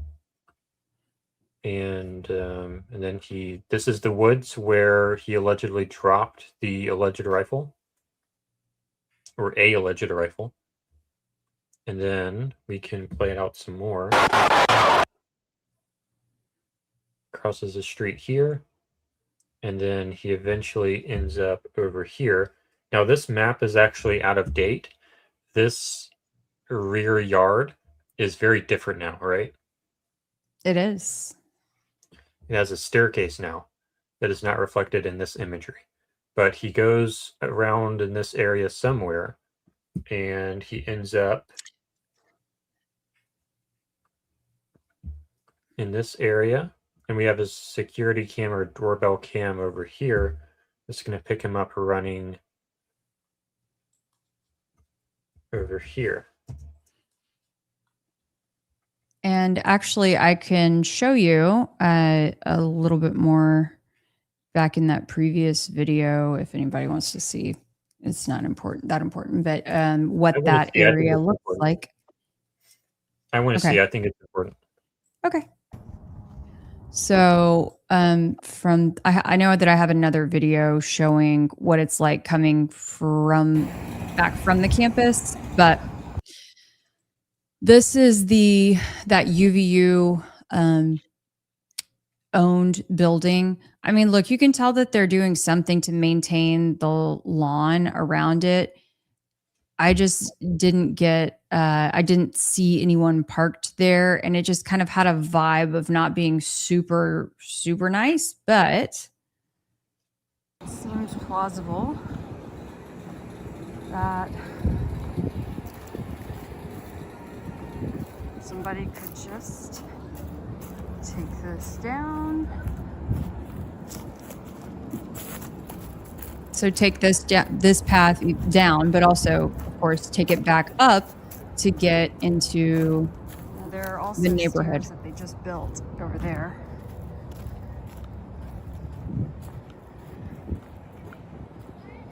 Also, interestingly, I have it in a different video, but along this same path, you have a perfect view of the corner of the Lucy Center roof. So here, now in this place, I'm like fully exposed, but right before I went all the way down that path, there's almost a clearing in the trees where you can easily see the roof. So I don't know if perhaps someone was keeping an eye out there. It was interesting.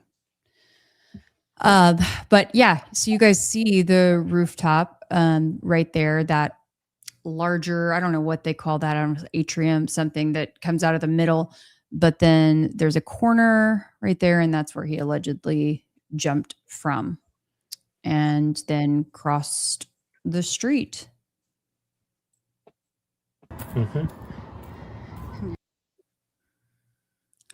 And let's see, did I spin all the way around?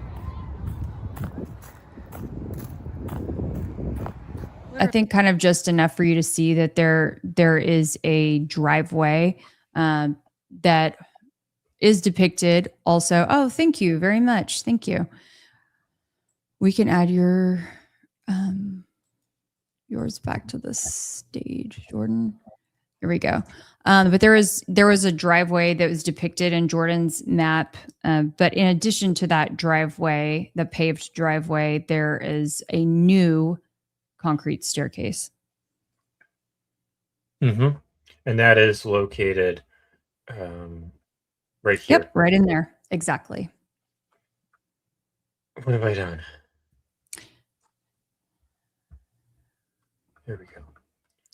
Okay, so then we have that footage of him back here, and then there's some drama with this car over here.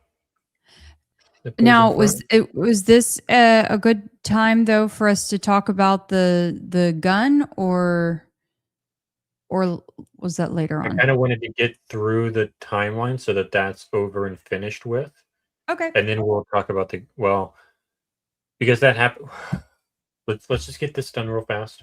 Okay. So that I can feel like this is complete and that chapter is over. And then, okay, so we have him going behind the house and going that way, right? Presumably to his car parked over here somewhere, probably, we would expect. And then the stuff happens here. So TMZ, or whoever TMZ got this footage from, in the right. I'll hide this comment because that's not Kelly's footage anymore. There's a car that pulls up, and then some things happen in the car.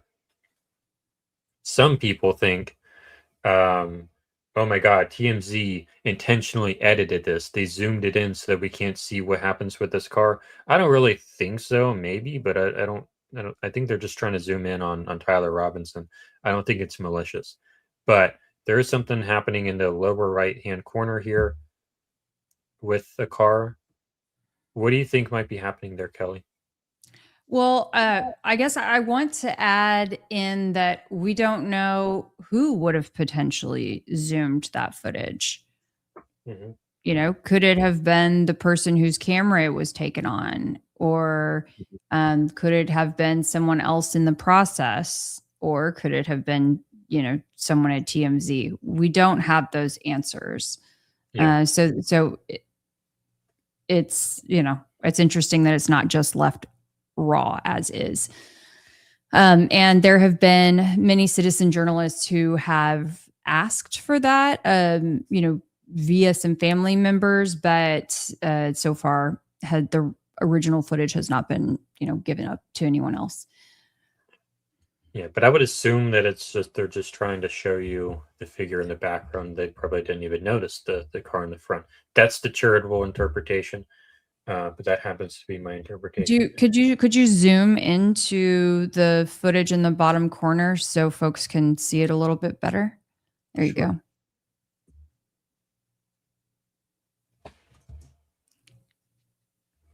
So look, you see them walk by, and then, well, that's okay. Just leave it right there. Okay, so there was a vehicle that that pulls up, and then you see those two people get into a car. Weird. Okay, I'm going to go ahead and address this now. I don't know Double D Delaney. I don't know why I would make your profile name that, but they are asking, and it seems like a pressing question. Hey guys, could you please look at the part right before he jumped? He lays something down first, then it's his gun. Okay. Do you know what they're talking about? mean, I know I what they're talking about, but I don't know I if this think is yeah, I just think that video is really, really hard to decipher. Yeah, this is not the best quality footage that we have in the timeline today.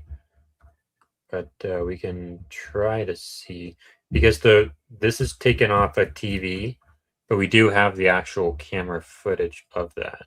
So this is not the best quality available.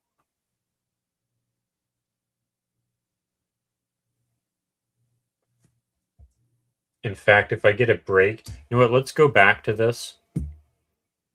If you start talking, like once we go into the next section of ethics, I'll pull that up, like the actual high quality version of that, because this is just smudgy things doing smudgy things.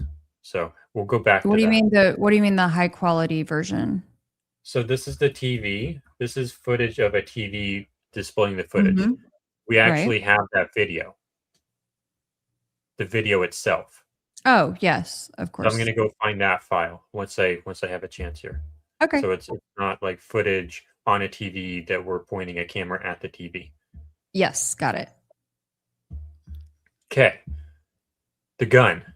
We have an article and we have a what do we have? We have an article and we have a Candace episode. So when I just did it again, it just zoomed me out all the way. I don't know why that happens. They need to fix that bug.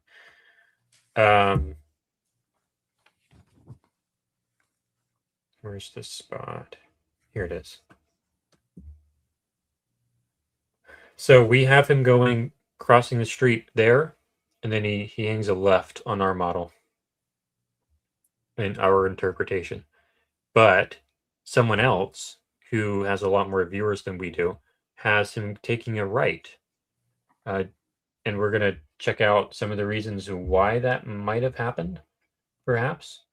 The first, thing we see that seems to indicate that a chicken coop. So the chicken coop, for those who don't know, the chicken coop is like over here somewhere, right? It is, yes.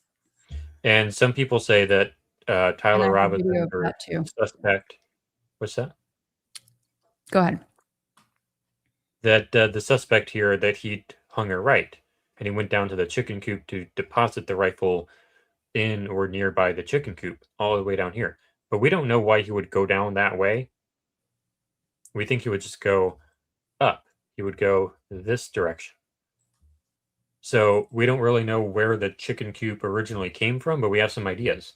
And I will pull this over here if I can. This is a article from the Daily Mail, the certified PR publisher for TPUSA. Officially unofficial, in case you've been tracking. It just is so odd to me that Daily Mail seems to get all kinds of scoops on this. So if anyone wants to, I don't know, investigate something that really hasn't been thoroughly investigated yet, see if you can track down the link between TPUSA and the Daily Mail, because there's just got to be something. Mm-hmm. Follow the money. So we're looking at the instances of the word chicken for chicken coops in this article. The summary of this article with regards to chicken coop is they're just saying that the police checked a lot of chicken coops, not necessarily that they found a rifle in a chicken coop. Is that right? That's right. So much so that if you scroll down a bit, we should have taken a poll to ask how many people believed that the gun was found in a chicken coop. We can do that now. I mean, if you were under the impression that the gun was found in a chicken coop, type yes. Well, hold on. And you can type no if, thank you so much, Jordan. You can say no.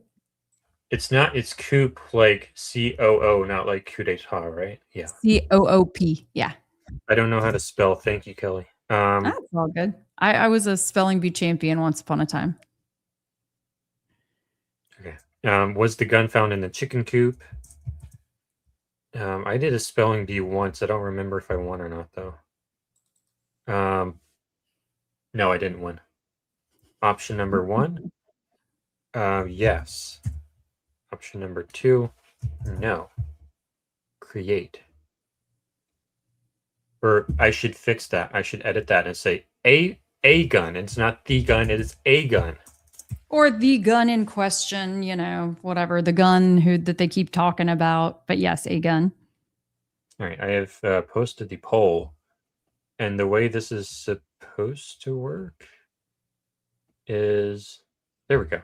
It is supposed to be, you type 1 or 2 in the chat. That is how you vote. So just go into the chat and vote by typing 1 for yes or 2 for no. Was a gun found in the chicken coop? And then,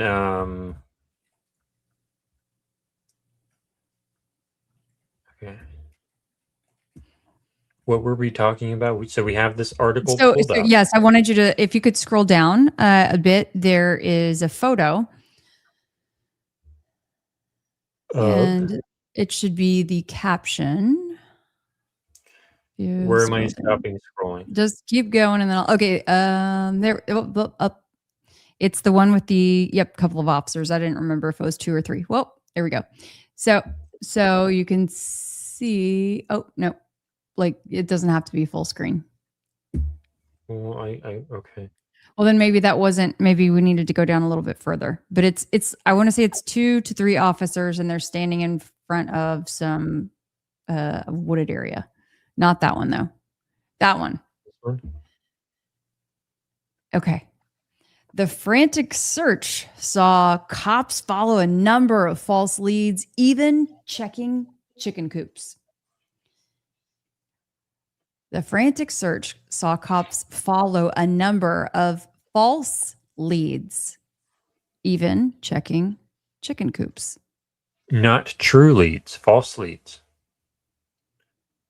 So there's no indication in this article that they found it in the chicken coop. However, we have some shocking new research and investigative journalism from our dear friend Candace Owens here. And by new, we mean from September 18th, I believe. Yes. And to go speak to the news the next day when the killer was still on the loose. But I don't need to, I guess, judge the actions of parents. What I do know is we're not getting the full story. Okay. And I reached out to those individuals, by the way. I asked them to speak with me. I want to learn more about what they witnessed. I want to learn more about what they say that they heard and what they saw, what happened afterwards, what the setup there is on UVU campus, what time they went there. I want to know everything because I just spiritually know that more people are involved. Okay. Now let me tell you something about what the locals are theorizing. And like I said, it's the first thing that has made sense to me. Okay. The first thing. That's something which you will recall, the first people that got out the map of everywhere to look. And this is where the shooter walked. And this is what happened. And, you know, here's our diagram of where everything took place. And he ran to the woods and he grabbed the gun. But we're not really getting too many details about where he got that gun from. We're just kind of told in the woods. And this person tells me, actually, the gun was found in the backyard of someone that I know. We all know each other. And it was found by a chicken coop. Like you could describe it as a wooded area, but you know, it's pretty suburban here. And it was found by her chicken coop. The locals are theorizing. According to who? Let's rewind that. A chicken coop, like where he got that gun from, we're just kind of told in the woods. And this person tells me, actually, the gun was found in the backyard of someone that I know. We all know each other. And okay, this is a good segue into the next section of our show tonight, isn't it? I think it's fabulous. Yes. Let's segue. Do you have, I think you posted it on X, right? Do you want me to pull it up or do you want to pull it up? If you don't mind pulling it up, that would be fantastic. So what is wrong with this picture here? Well, I would say the way that it's set up, I mean, there's a lot that's going on here. Okay. When something is presented, it's couched a little bit as speculation, but I noticed at the beginning there, she said that this was the first thing that has made sense to her. So that's a pretty strong endorsement. And we're going off of the locals, which, look, there's a lot to be said about what people on the ground have to say. You know, that's important. But you also have to remember that you have an audience, I would say, of millions watching, which comes with higher stakes.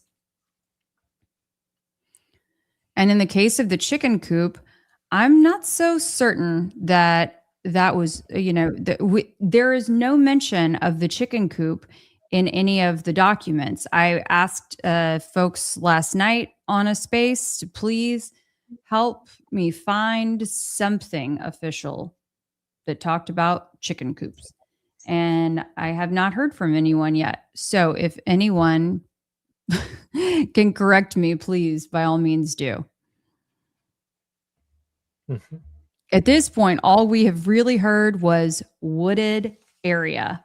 I'm holding up the affidavit of probable cause, which I encourage all of you to take the time to pull up the affidavit of probable cause and the other charging documents. There you go. Bada bing, bada boom. Even if you think that it is Fed slop, okay, even if you disagree with it, it is important to be able to refer back to the facts in black and white. And so, yeah, in this case, it says that he went to the wooded area. Chicken coop sounds like a nice little term, you know, kind of like furry, kind of like, you know, some of these other things that they've 30-06, you know, like these other little catchy terms that they have wanted to stick in people's minds. I am looking for the post. Oh, okay. Here, I'll just go ahead and pull it up separately. I think it maybe wasn't coming up because when you post something in a space, it doesn't post to the timeline. I just found it. Oh, you did? Oh, okay. See the images. GCL, you're always so funny. Oh, I like this. We call them Fed flags.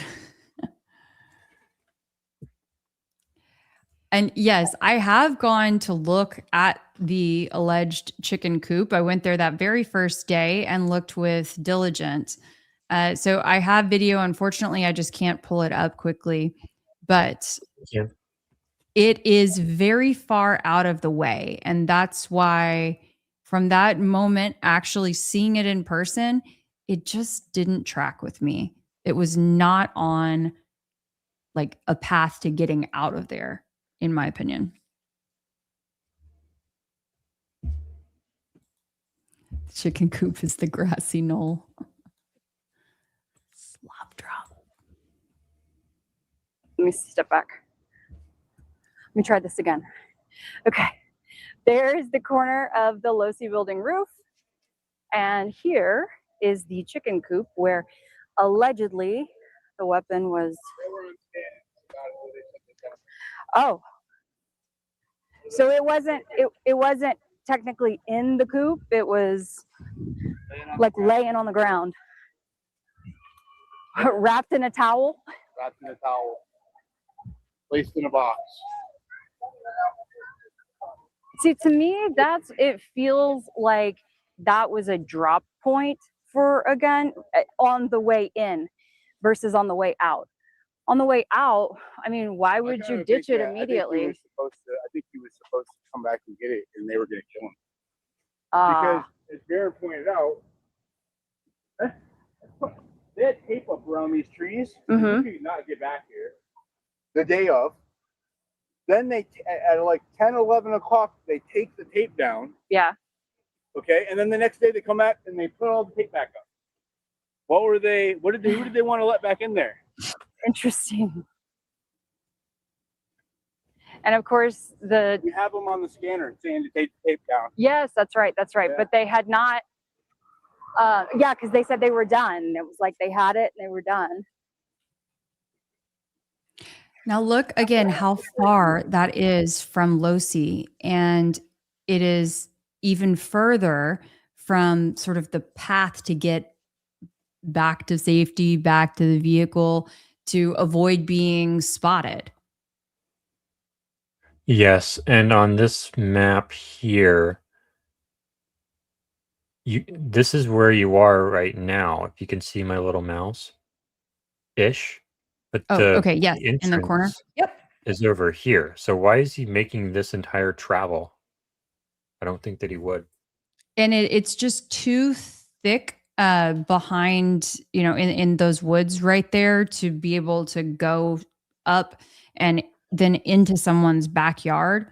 And those different homes are stacked pretty you'd be running and jumping through the back of people's homes. And it just, all I can tell you is from being there in person, it didn't make sense. Mm-hmm. We are.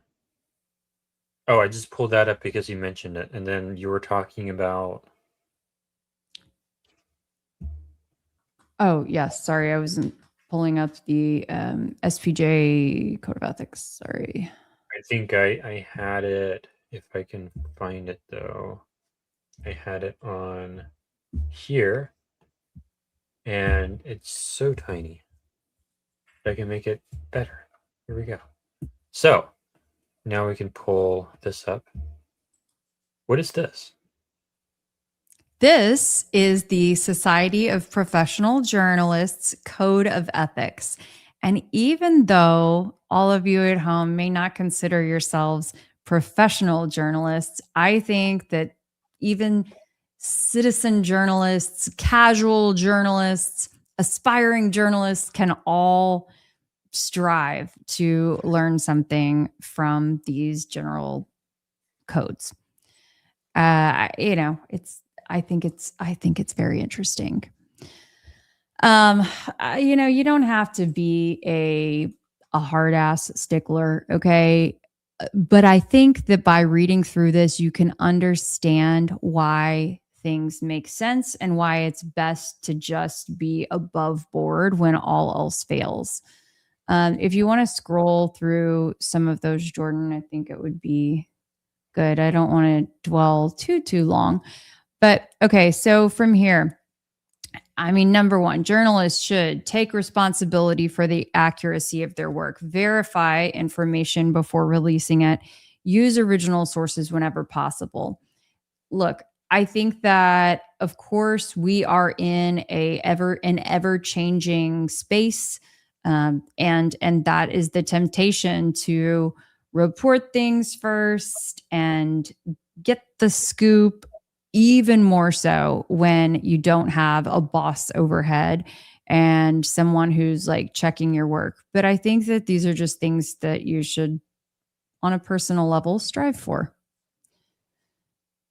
Neither speed nor format excuses inaccuracy.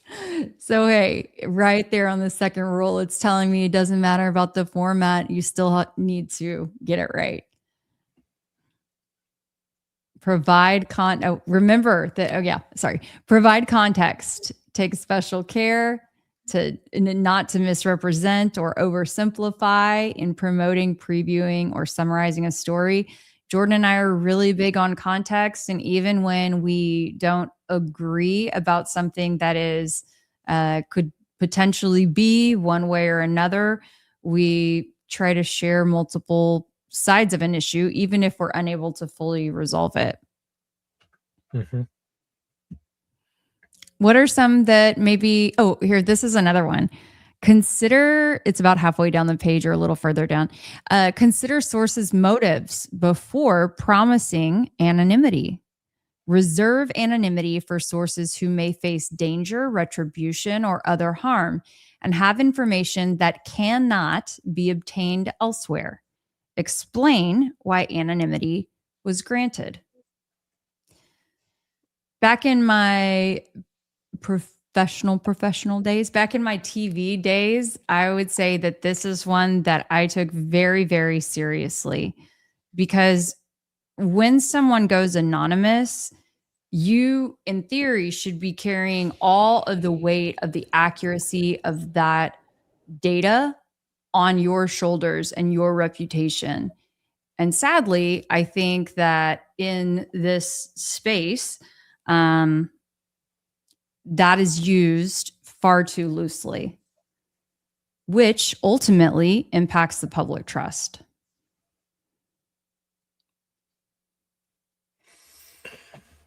Okay, so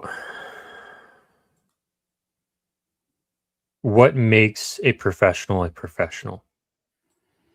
You have people who are citizen journalists, who are YouTube journalists, who are amateur, armchair journalists, and then you have professional journalists who are not, who do not act like you can have someone on YouTube act like a professional journalist, and then someone who's actually getting paid a lot of money at a real news agency or something not act like a professional journalist. So what does it mean to act like a professional journalist? Let's use an example from a different industry, the one that I work in, maintenance. When you have someone, when you rent a house, or even when you own a house and have someone come over to your house to fix something, let's go into this view here. When you want someone to come to your house and fix something, and I think we can get this poll off the screen as well. Yes. Can you do that, please? So, the way someone behaves, the rules they follow, the principles that they adhere to, the values that they have, the way they portray themselves, the way that they talk to you, the way that they make decisions, the way that they respond to pressure, all of these things are either random and come from the person, or they come from an external system. They come from external rules, external structures. So you can have two different examples of the same service call in a maintenance context. You can have a phone call saying, you say, okay, this is a good example, Kelly. Say your AC breaks. No cool. Yep. And I won't go into any details here, but say your AC breaks and you call a guy and he comes out and he doesn't give you any detail. Like when he knocks on your door, let's go back to apartment maintenance. He knocks on your door. He has a key to your house. He didn't call you before. This is a rental. He didn't call you before he was going to come out. He just knocks on your door, stands directly in the doorway, knocks on the door, yells maintenance, and then within 30 seconds, he's already using his key to walk into your house. But you're in the shower, so you didn't hear it, or you did hear it, but you're screwed because he didn't wait hardly any time at all. So he just barges into your house when you're in the shower, and he doesn't really fix it. He kind of fixes it, but he doesn't really talk to you. He just asks you where the AC is, and that's it. He doesn't really ask you what's going on. And there's really no structure, and there's no communication, and it's just some guy who just walked into your house. Moving on, say you hire a professional HVAC company. They call you in advance. They have a very professional way that they talk to you over the phone that's not scripted, but it feels kind of scripted. It feels professional. It feels formal. It feels like someone designed the phone conversation. Formal, for sure. Yeah. And you can tell that they've had the exact same conversation many, many times. And then they get to your house, and they wear a uniform. They might have a badge on them. They probably have their name on their chest right here. They're probably going to wear foot covers when they walk into your house. They're going to knock on on your door. And if it's a rental context, they're probably going to take some steps back so that you're not standing in the doorway. And once they get inside, they're going to ask you what's going on. and they're going to ask you what has been going on with the system. They're not going to immediately start touching equipment. They're just going to get your side of what's going on, as much information from the homeowner or the renter as they possibly can. And then they're going to go through a clear procedure on how to diagnose the equipment. And once they do that, they're going to come back to you and explain to you what's going on. They're going to give you options. They're going to say, okay, we can do the quick fix, the Band-Aid fix, or we can do a more involved fix, or we can do the best possible fix, which is least affordable. And then they'll do it. Anyway, what I'm trying to get at is the difference between a professional and just some guy is that structure, is those rules, is that predictability, is that formality, is those principles that say, I want to publish this story. I want to publish it first, but I shouldn't because X, Y, or Z. I would say that it's like one version is, getting the sale.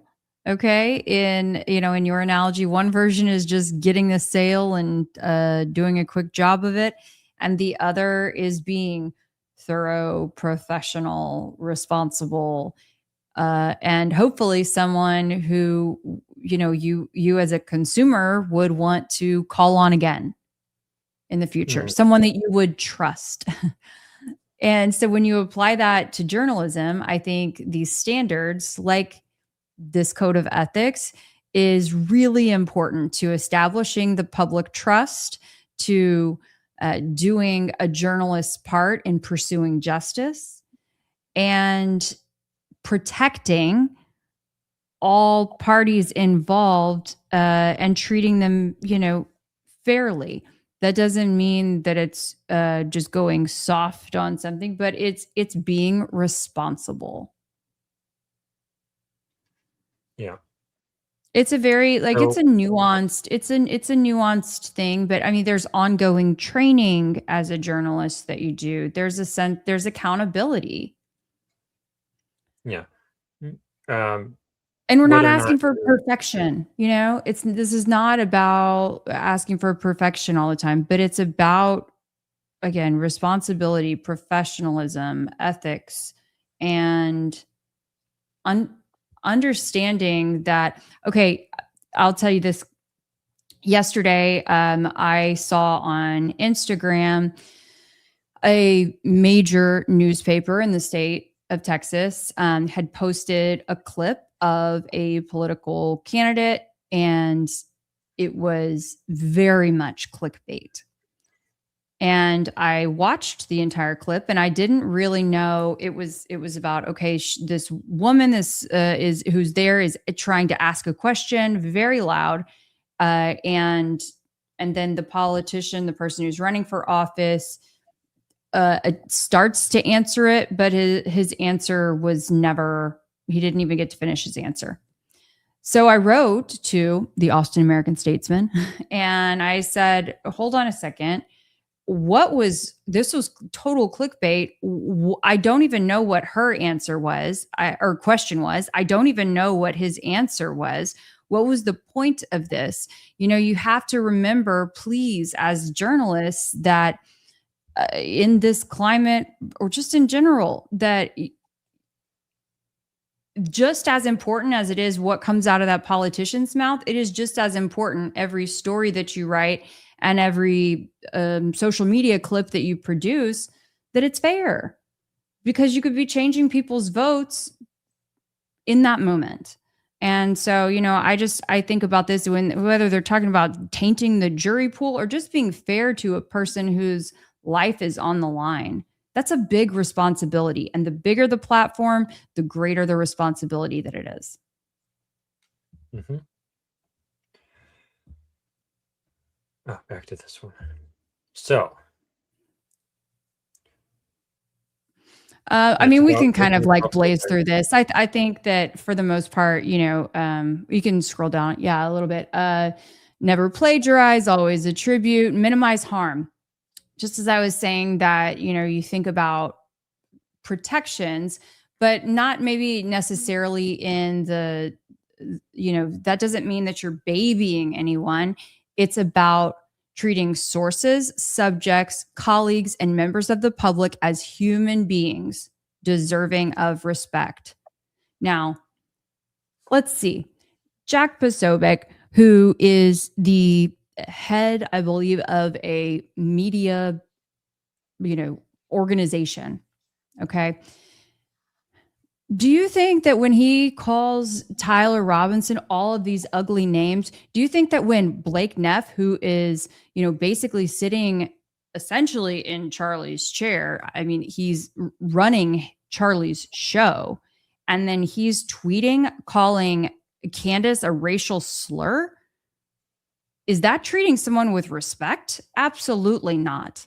There's fault on all sides of this thing, but it's all of these folks who are running around getting paid big bucks who have no sense, it seems, no sense of ethics when it comes to journalism. They love the perks, but they don't want to put in the time. Mm-hmm. And ultimately, the public loses trust in that. It's. I was talking with my mom about this. That I even witnessed. I haven't shared this publicly yet, you guys, but I even witnessed one of the major commentators that all of you know speaking on the phone to a U.S. senator. I believe to be a U.S. senator. He addressed the person as senator. And said, yeah, okay, so that sounds good. So you send me your tweet once you've done it, and then I'll make sure I repost it. What? Like, we may have expected some of that from the mainstream media in the past, but to know that new media that was supposed to be so different and understand all of us and be in touch and in tune, that's what it's come down to, is collusion behind the scenes with politicians who are also mighty questionable. It's tough. Yeah, my thing is, if you are trying to be an influencer or journalist or reporter, investigative reporter, whatever, if you are friends with the government, that's probably not good.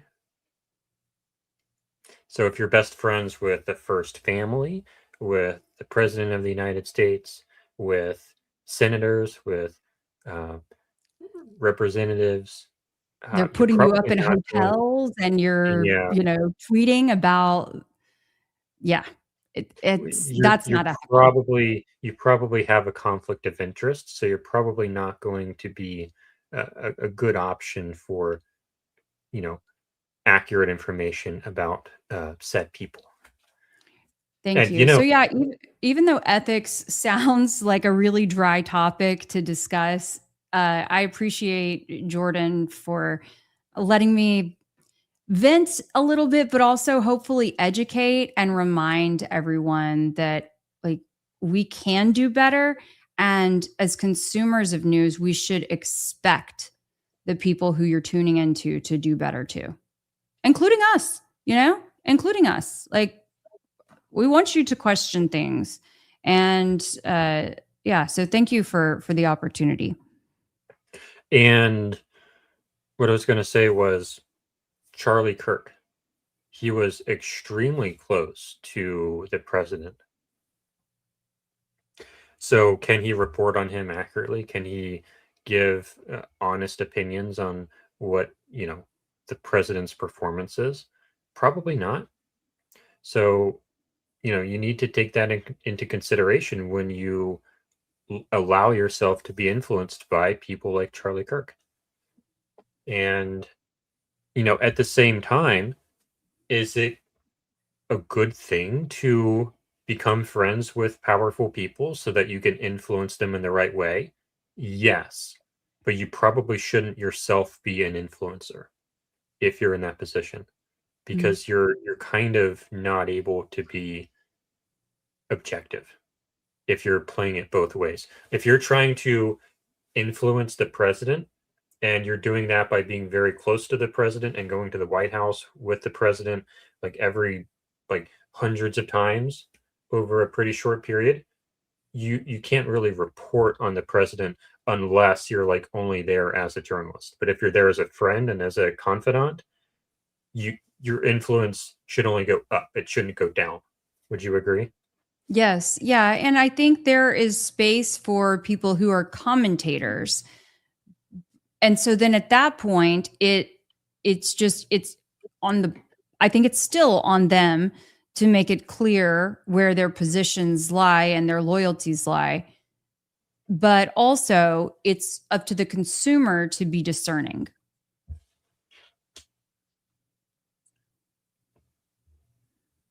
We have, it won't let me highlight. I wish it would, here it goes. There you go. Avoid conflicts of interest, real or perceived. Didn't take me any time to find that one. Love it. And then the next one, refuse gifts.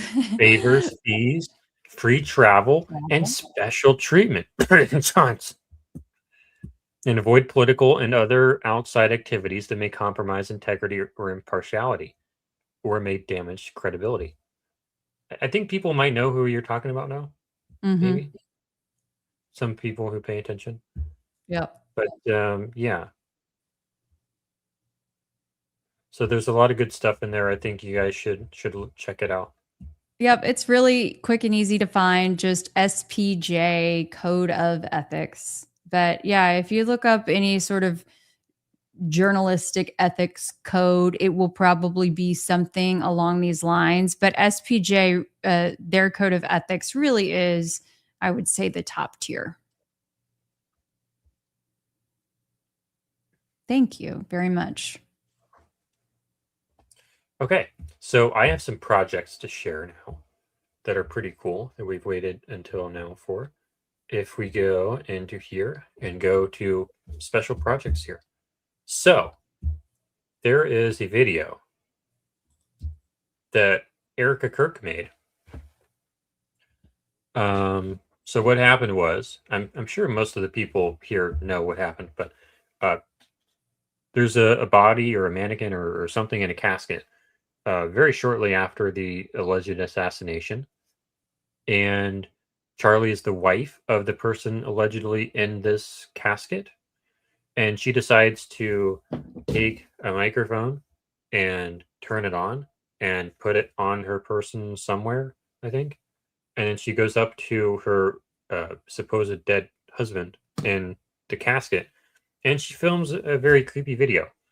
That, well, I'm not gonna characterize it, but she films a video of herself kissing and I guess praying over the body in the casket. But with some people, do you have your hands? I do. Yes. Let me grab them. Okay. Let me grab my hands. Ha ha ha ha.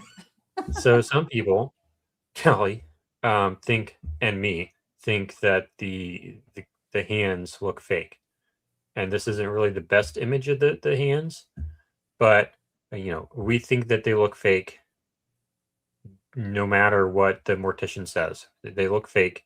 They look too rubbery, I suppose is the word. But what we're really focusing on in this video is the position of the hand in comparison to the suit jacket.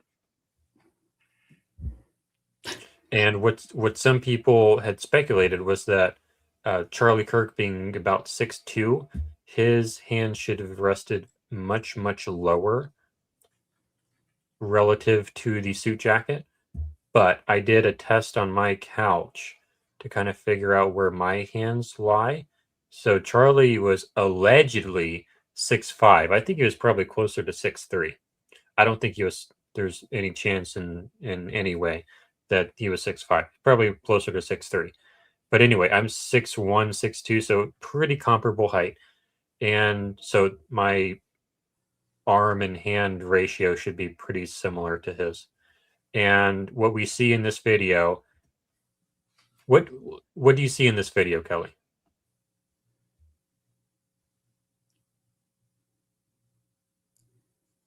Well, for one, that your hands go far, that your fingers go well past the end of the coat or the jacket. Is that what you're showing?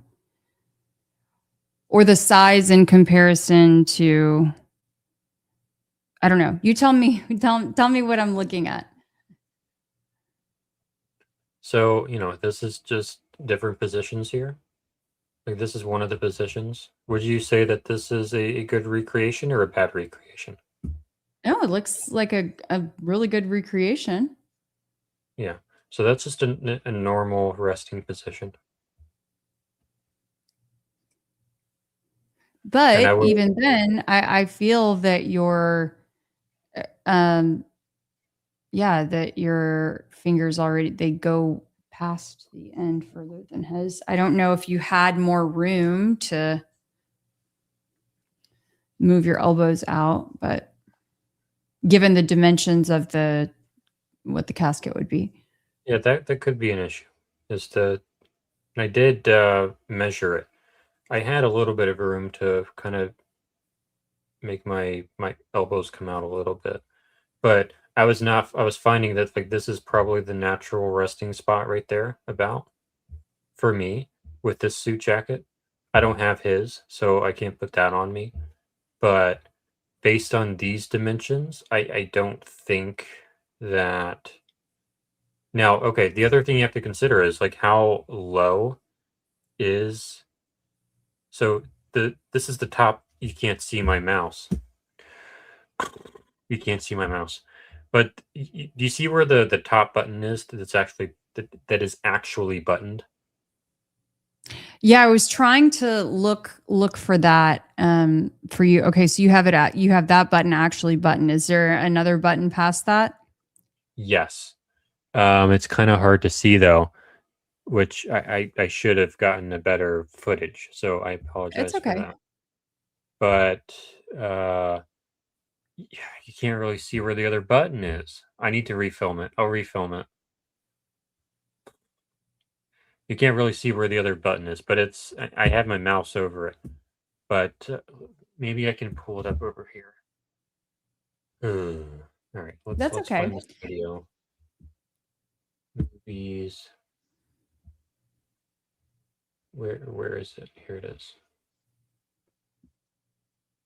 And we're gonna go to this. Here we go.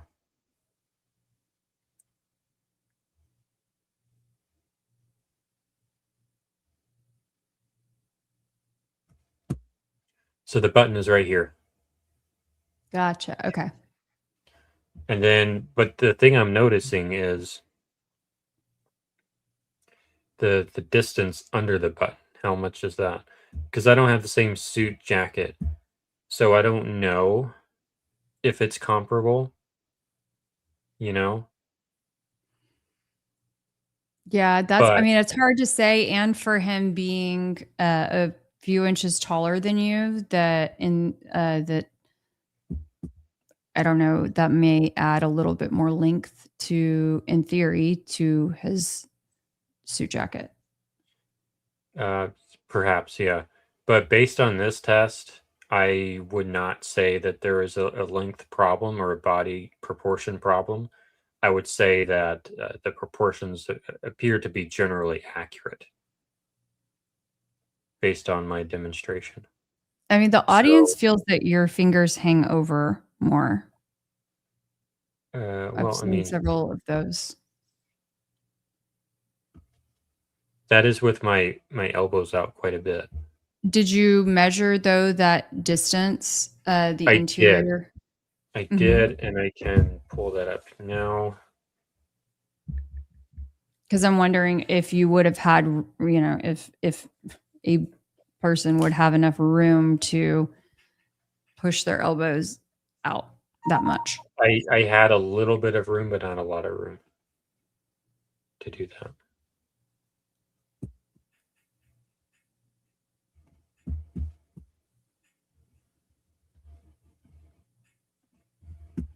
So 24 or this wasn't on a stream, but last night we were looking at the average width of a casket. It's about 24 inches. So this is where it would be cut off. I Okay. needed some room, and I have to divide it in half because I need it for both elbows. So I was stretching my elbow into this space, but I couldn't stretch it into this space. So there was some room that I had, but not a lot. My elbow was definitely hanging off the edge. So there's not a lot of room. So I would say that it's inconclusive, but leans towards accurate. But it's inconclusive and it's just leaning towards accurate, I think. Like That's I'm not gonna that's a good test though. I'm not gonna say that, oh my God, we proved that the proportions are wrong. I'm not gonna say that. It's inconclusive, but leans towards accurate, in my opinion. I mean, we could probably figure it out. Would you crawl into a casket for the sake of the investigation? I heard they're pretty comfy.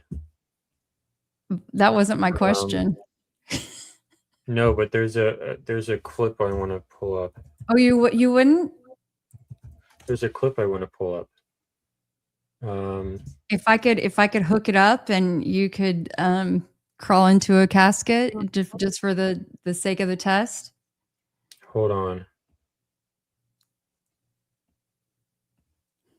There's a clip I want to pull up.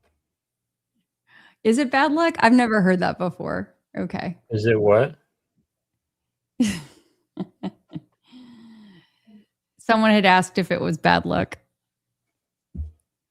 That's why I was suggesting to just like do the measurements. Just seems weird. I know, you guys. Okay, relax. Look, we've been around here trying to prove it, and we need a hand.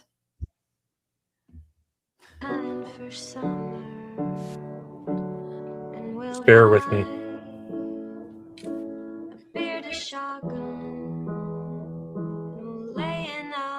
Okay, come on. It's nailed up tight. Oh, The Walking Dead. Front door. We're not going to get... What are you doing? This is the comfiest bed I've had in years. Really? I ain't kidding. Yeah, you could do it. Okay. I mean, yeah. Okay, should we, is there anything that you wanted to say about the hands? Oh, yeah. For some of our folks here this evening, this is their first time ever seeing what? these. Oh, yes. We've got some new folks in the house. You'll have to see your ginormous magnifying glass too. With our logo. Oh, gosh. Yeah.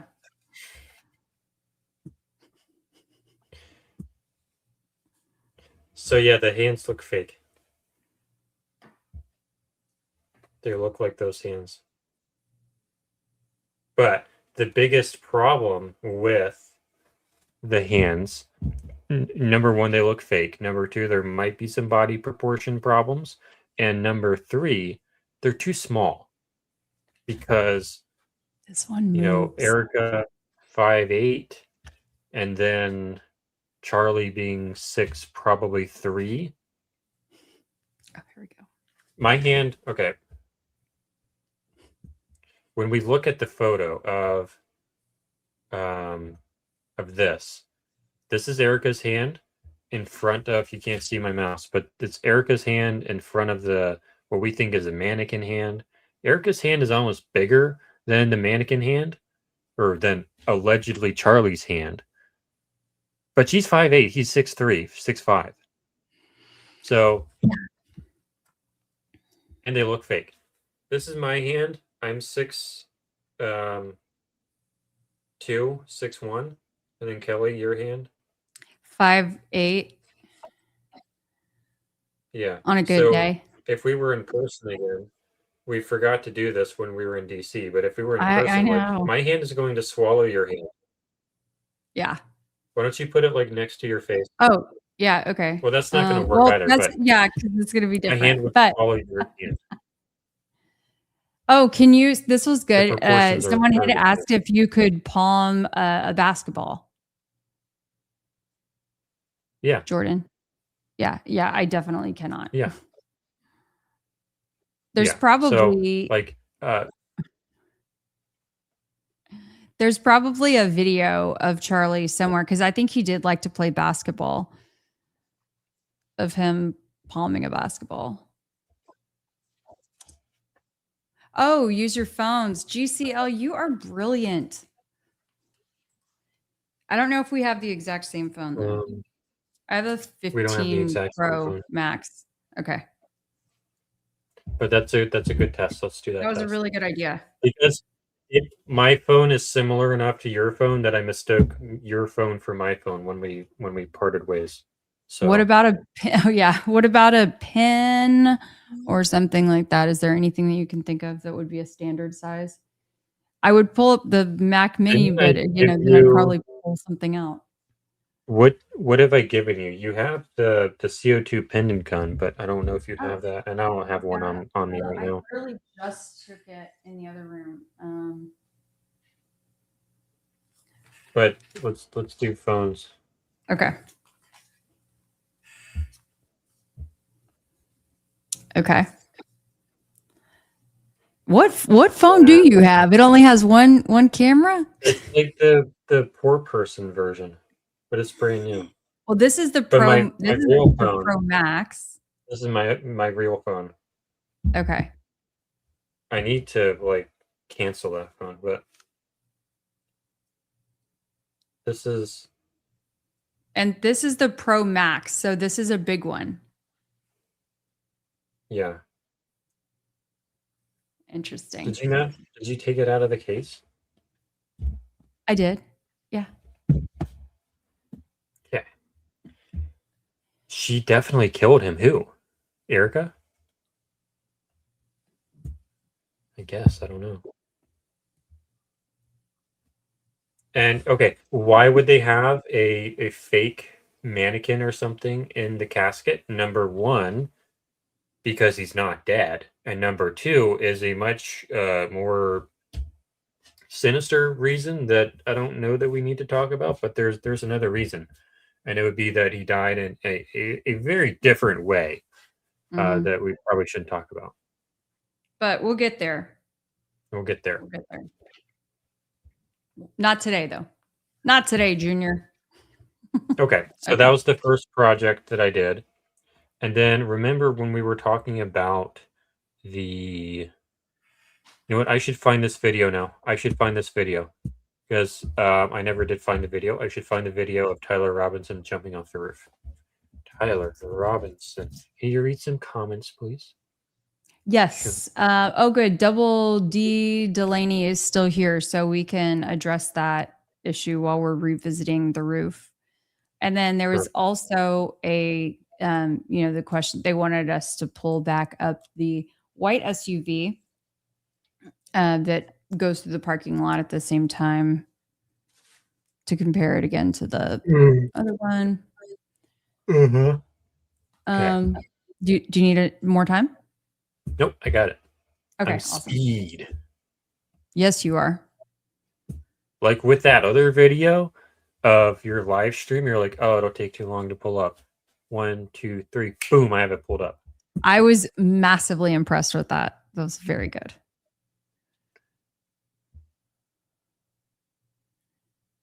Okay, so it's running across the roof. Here he is.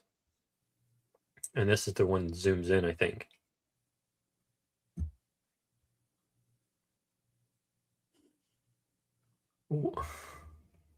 Why? Okay, so there it is.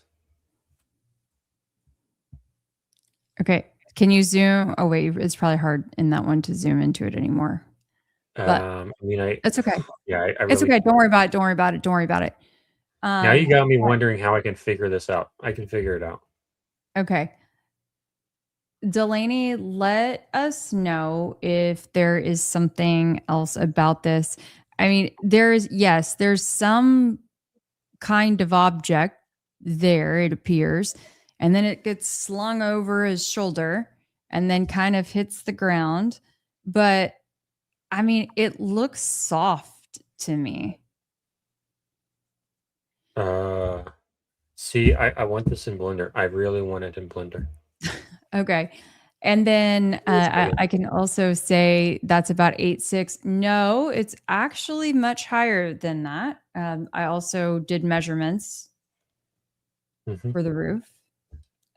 Gosh, off the top of my head, I want to say it was 15 feet. Yes, that is correct.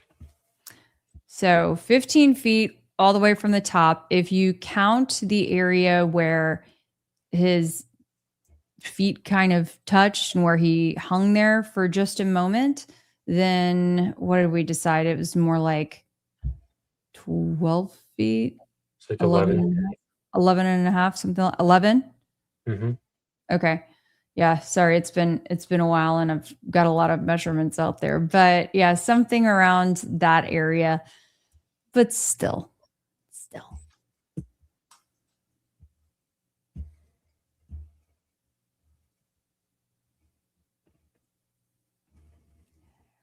Okay. And Delaney says, no, he puts down two things. He puts one down first and his arm goes outwards. Then he turns around and he drops the other thing.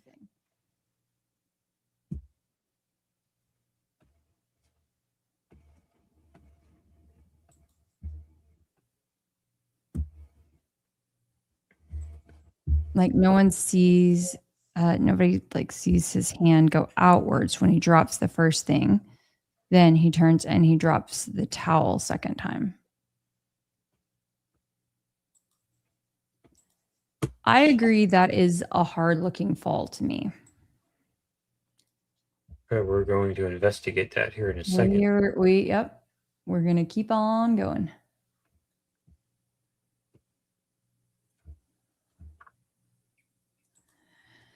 After hanging, it would have been like a 9-foot drop. I mean, No. Yeah, we were going based off of. There are 2 marks on that window that's there, and I assume that those are evidence tags. And I think that they said that those were inconclusive or unable to obtain anything useful from that spot. So that was what I was basing that other measurement on. To not bend your knees and roll. Yeah. So when I was on site, I had spoken to someone who does a lot of jumping around. Oh man, someone corrected me. It's not base jumping. It's parkour. Parkour, and then there's another name too. But yeah, they said that was something that they would have bent their knees and rolled to protect themselves.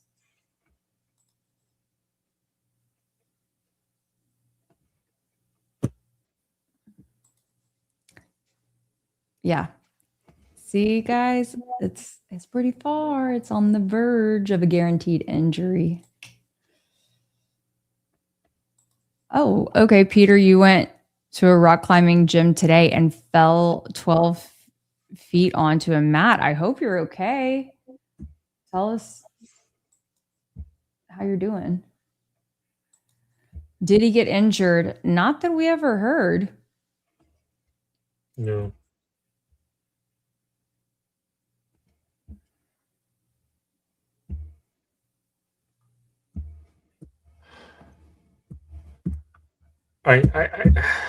What you working on? Don't worry about zooming in right now. We can always revisit that later.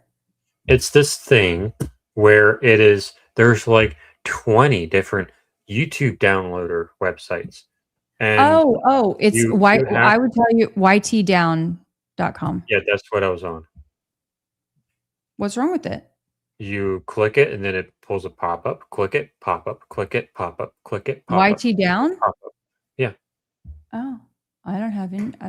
I use it all the time. YT down. YT down.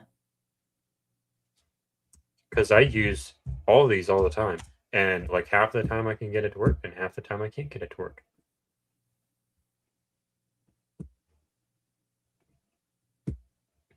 Click it, pop up, click it, pop up. Let me show you what I'm dealing with here. Nope, I don't want this. I don't want this. Just download. Nope. But what side No. are you on right now? I can't see that. I'm on YT down. Huh? Oh, you can't see that. Hold on. I'm on YT down. Okay. You still can't see And it. wait. Did you click on the right thing? So scroll down. Hold on. Oh, it's kind of hard for me to see, but can you download right there? Like not on that. It's so small. I'm old. You're not old. Stop saying that.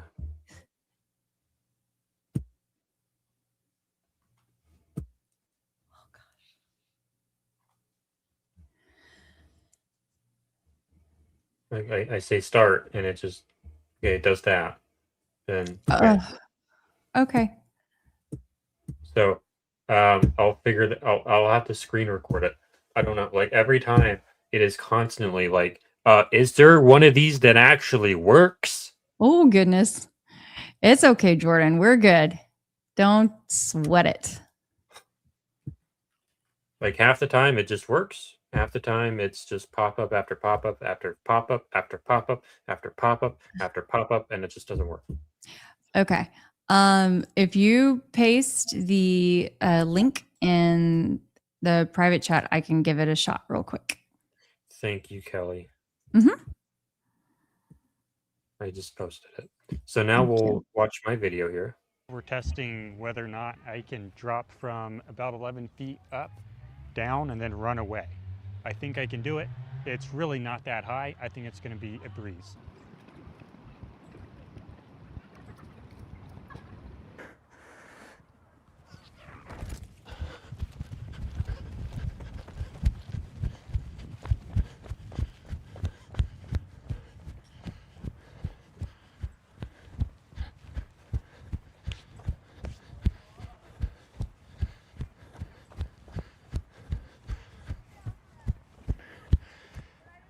I would consider that busted. I feel fine.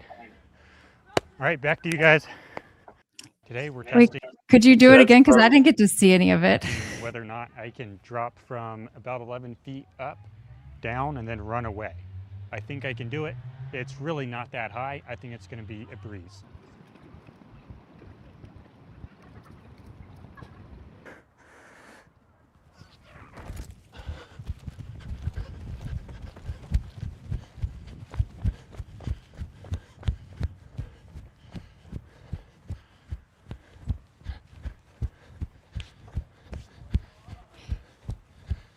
This is true.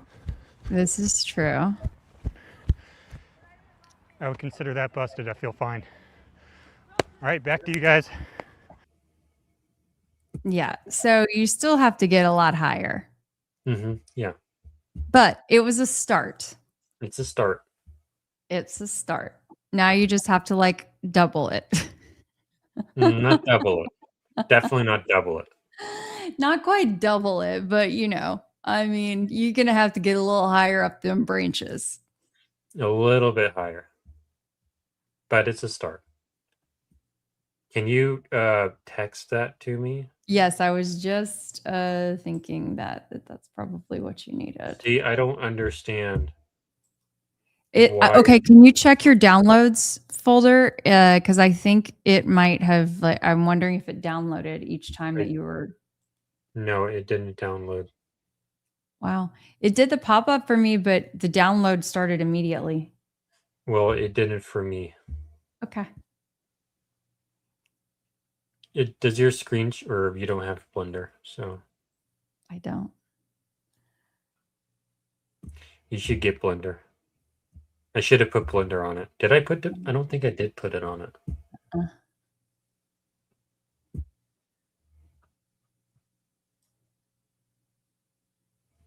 Who is Tyler left-handed or right-handed? I don't know. Do you know?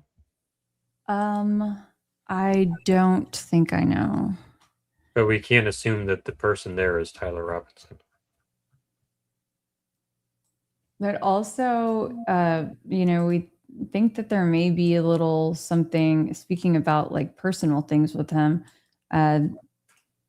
something with his eyes. I can't think of what the condition is, but anyway, that it would make it in perhaps more difficult. He has lazy eye. Yes. Lazy eye. His eyes don't point in the same direction. Yep, which would potentially make it more difficult. Can I do that? Can I just go to a bouldering gym and do it? Yeah. I wonder. I should find out. I should find one. But do they make you? Do they make you put on like a harness? I mean, you can jump without it. You can. I mean, Okay. you can jump without the harness obstructing you.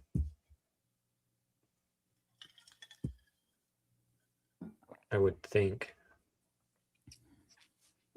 Well, somebody send Jordan a super chat if you want to see him go to a bouldering gym and jump from higher, or just because you appreciate that he climbed up a ladder and jumped out of a tree. Or send For it, all of or you. send your super chats to the Try and Prove It channel so that it benefits both of us. Either way, either way.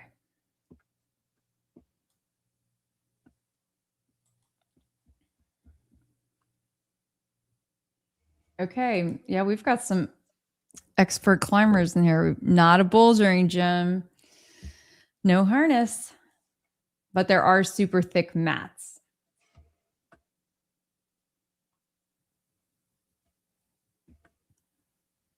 Versus hard ground.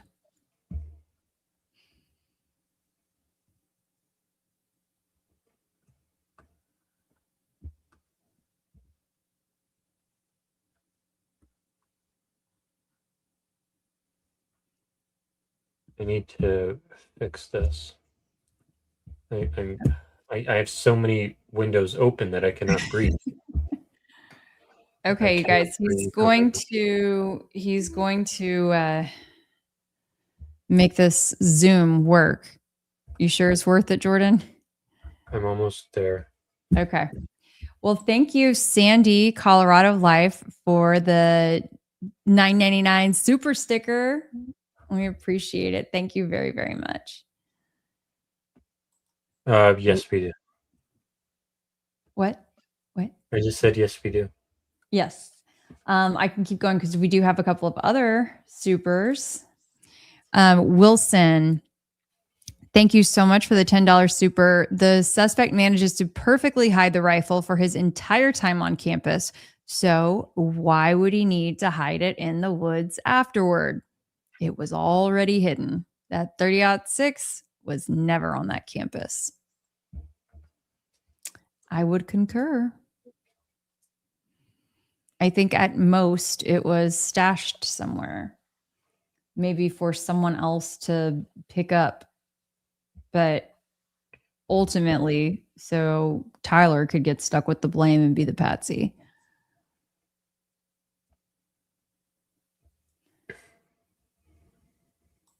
And whoa, just common sensing it. Thank you so much for the $100 super. Kelly, your ethical journalism doesn't go unnoticed, and neither does your willingness to go the extra mile or miles. Thank you so much. Thank you, thank you, thank you.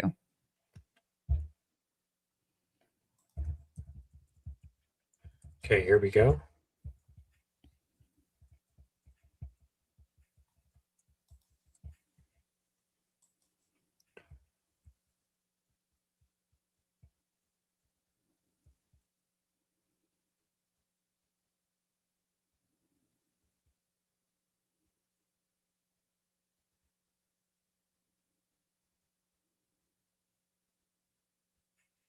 I think, is that the moment that they're talking about? Potentially two things. Like, I didn't see two things on the way down, but I don't know.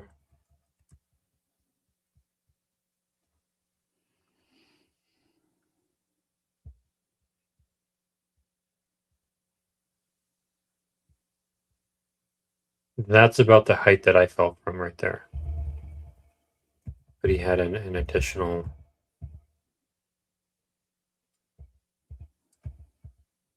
Yeah, that's about the height that I fell from. So an additional like 4 feet or so. Hey, That's Double D Delaney, can you let us know if that point, right? If you rewind just a touch, Jordan, when his arms kind of like pan over, if that's the moment that you were speaking about.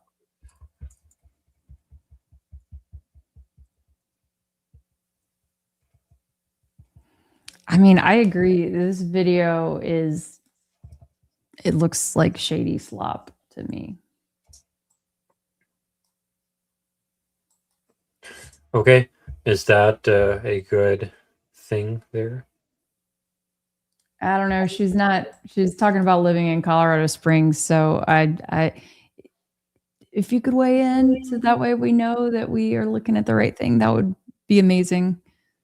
Okay. Maybe you're going to have to be a little bit more specific. Yep. Um, I wanted to make sure that it wasn't when he hits the ground that she was thinking there were two things. Did you see it? Did you see it? Okay, well, we'll have to go through this a little later. Jordan's, we're going to keep on, I think. Okay, is that where she's talking about that it looks like he picked something else up off of the ground? Hold on. I don't know. She's not being very specific.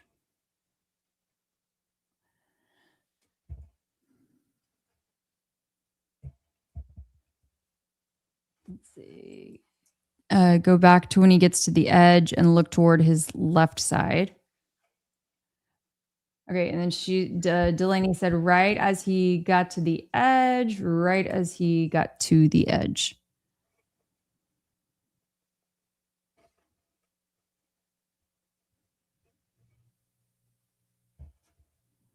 Jordan, can you pan it down a little bit? Because he's so far. There you go. Thank you.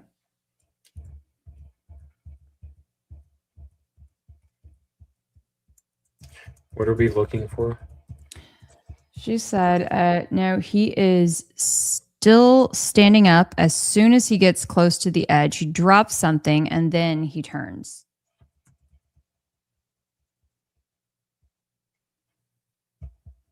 Let's make sure that it's not right before that. Oh, okay.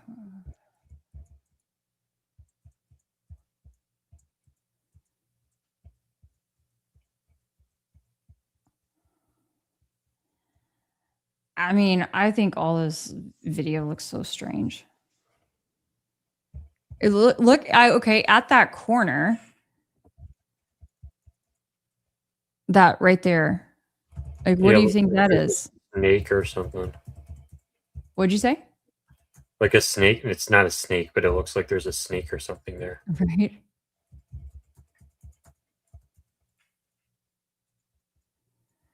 I don't know. Hopefully that real fancy ultra HD overwhelming evidence shows real clearly what that is. They've had 10 and a half months to cook it up. Okay. Let's get into audience questions. Yeah. Yep. We're at 3 hours now, and we kind of wanted to time to wrap it up. I know. Stick with me, Jordan. Just a few more minutes, okay? Oh yeah. All right. Esoterica says, Kelly, you said they did tickets, but wasn't he not even planning on going there that day? So they did apparently do tickets, according to, multiple people who were there, but Ashley, from, gosh, I guess it's been a month and a half now since she interviewed, and she mentioned that they signed up digitally beforehand, but then of course that day on September 10th, there was no one there to scan their tickets. Mm-hmm. And Gary says self-guided bullets from DARPA are called Exacto for short 1 mile range. I don't think that he was shot by a bullet. I think what happened was very different. And you have a great sniper's perch with easy access already there. So I would probably put my sniper there on Lozy. So I don't think you need one of those bullets. I think it would be a lot simpler to just do it the normal way. If you wanted to kill him, just do it from Lozy. since it's so accessible. But if you don't want to kill him, you're going to have some visual evidence that we're going to see, and we saw it. So, and I would also add that if there was some sort of self-guided bullet, I mean, I don't think that in this scenario you would necessarily need that, but I still believe that perhaps a shot was fired for sound effect, but that it was fired over the Hall of Flags and into the pond. To me, that is what makes the most sense, contextually and also, I don't know, experientially by being there and seeing how that lines up. okay. Nothing but the truth says, hi, Kelly and Jordan. Did you notice that the white SUV that Barron pointed out stopped before the shot in the parking lot? Then the white SUV accelerates as the alleged shooter jumps off the roof. I don't know. Here, yes. So I've got it. I can pull this one. Oh, let's see if we can take that down. I think that this should show it.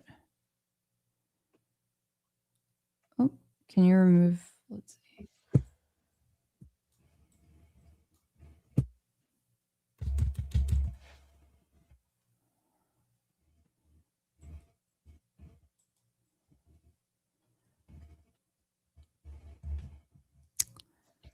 Is that there's an unzoomed version maybe, or does it zoom back out? Maybe it zooms back out.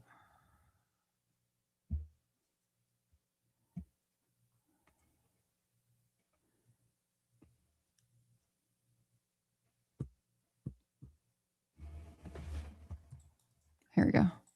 I think once it zooms back out, right?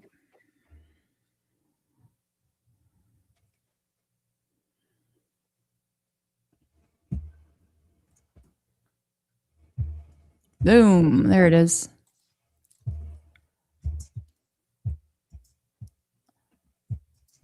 Are you pulling that other one, Jordan, by chance? The video from when he was going into the tunnel? No. Oh, okay, that's fine. This was the white SUV that they were talking about. So, and that we talked about before he was going into the tunnel. I'm just trying to get my screen back. I don't. Oh, okay. My screen is dead. Oh, no problem. But yeah, to me, this looks like that SUV, even talking about the rear lights and how they kind of bubble around the side. And I see someone also was saying that like a person disappear. I think you guys can't see my mouse, but if you look back by these trees in the way back near a sidewalk and the street, let's see. I think that's where they were talking about. Someone looks like they disappear. I'll play it.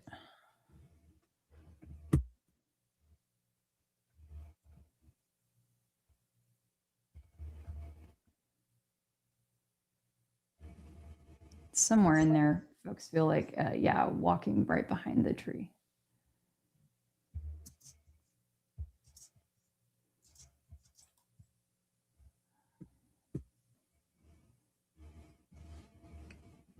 Yeah, my Blender project is dead right now. Okay, I'm sorry. Like I cannot get out of full screen. It is impossible for me to get out of full screen. Okay, do you need to restart the computer? No, I just restarted Blender. It just boots into full screen mode, and I cannot get it out of full screen mode. Okay. I'm trying all the keyboard shortcuts. I know, but do you need to restart your computer? No, it's not the computer. It's Blender. Blender is stuck in full screen mode, and it will not exit. Okay. So all I can see right now is this is the only window. This is Blender right now. I cannot get it into Blender. It will only show me this. Okay, but it's Blender. Got it. Okay, well, is there any, can you see, you can see yourself though in the screen, right? In the stream. Mm-hmm. Okay, cool. Well, let's just carry on then. Are we still in this video? No, I was just trying to pass time while you were and answer some questions. I don't even remember why I opened Blender again. Okay, no worries.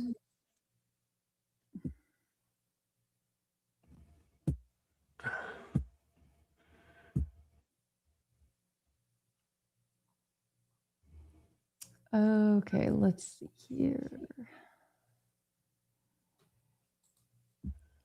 Is it possible for him to have figured out the campus on this trip, or if he was the shooter, would he have come before and figured the campus out? It looks complicated to me. Look, so far, the prosecution, the state, has not presented any evidence to show that he made multiple trips to campus, as far as I know.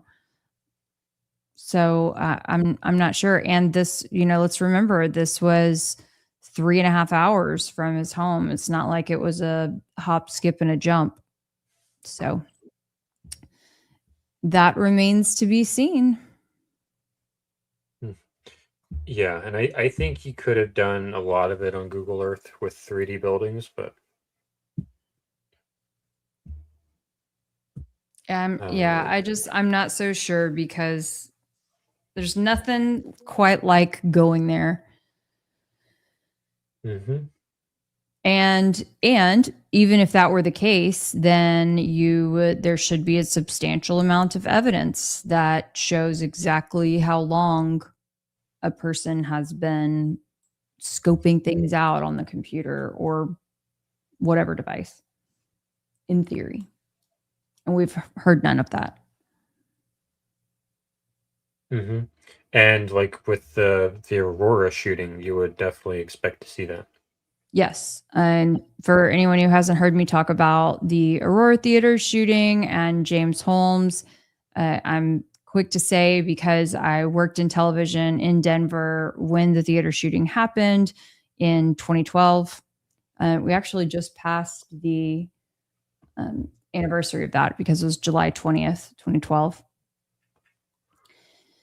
I mean, it's just one of those experiences, one of those days that as a journalist, like, you will never ever forget. And there was a massive amount of evidence that very quickly police brought out, investigators brought out, and it showed a long, extensive amount of planning that went into that. Mm-hmm. Sorry. Maroon shirt guy is much shorter than the black shirt guy. When he passes the corner, maroon shirt guy is as tall as the line in the cement wall. Black shirt guy is much taller. That'll be interesting. That's something maybe we can go back and look at on a different day when the computers aren't acting a fool. I don't know. I think you're on the new ones. I'm on the highlighted ones. T-Tree says, yeah, and the body cam stopped when on the roof. No proof of the screwdriver. Do you want to talk about the screwdriver yet or no? Not yet, no. But just stay tuned. There's more on the screwdriver. Okay. Destroy the blobs. What is that? What's the context of that? Destroy the blob. Right on. You are so right, Kelly. I'm sick of people treating everything as pure entertainment. I think they're talking about ethics. Ethics. Yes, absolutely. Well, thank you. I appreciate that. Glad that you guys, see it that way as well. GCL says, Kelly, why is the Romanian flag the colors that Aviator Nation and other items use? Aviator Nation is a clothing brand. I have a few of their pieces, but they do the lightning bolt and a couple other things. So that is interesting. I definitely want to take a look at that. I'm so confused. I don't understand that, but okay. It's Tinfoil hat. fashion. It's fashion, Jordan. Is that the relevance though? Jordan, I'm not connecting the dots. it's okay. I know. I'm the context gal. Okay. Kelly and Jordan are not like them journalists. I'll probably rewatch the stream later and figure it out. I just don't understand where the hook is. But Kelly and Jordan are not like them journalists nowadays get paid to lie. No morals. Yeah, we're not getting paid much. So we're not owned and bought by anyone. Anti-Rabbit Carrot says there are almost no ethical journalists out there anymore. AP, Reuters, PBS NewsHour are pretty much your options if you want decent info. AP maybe, Reuters, I don't know. PBS NewsHour, I've seen some good things from. Kelly. I mean, look, the thing is I think there are still great journalists out there, but it can be really hard to find an outlet overall that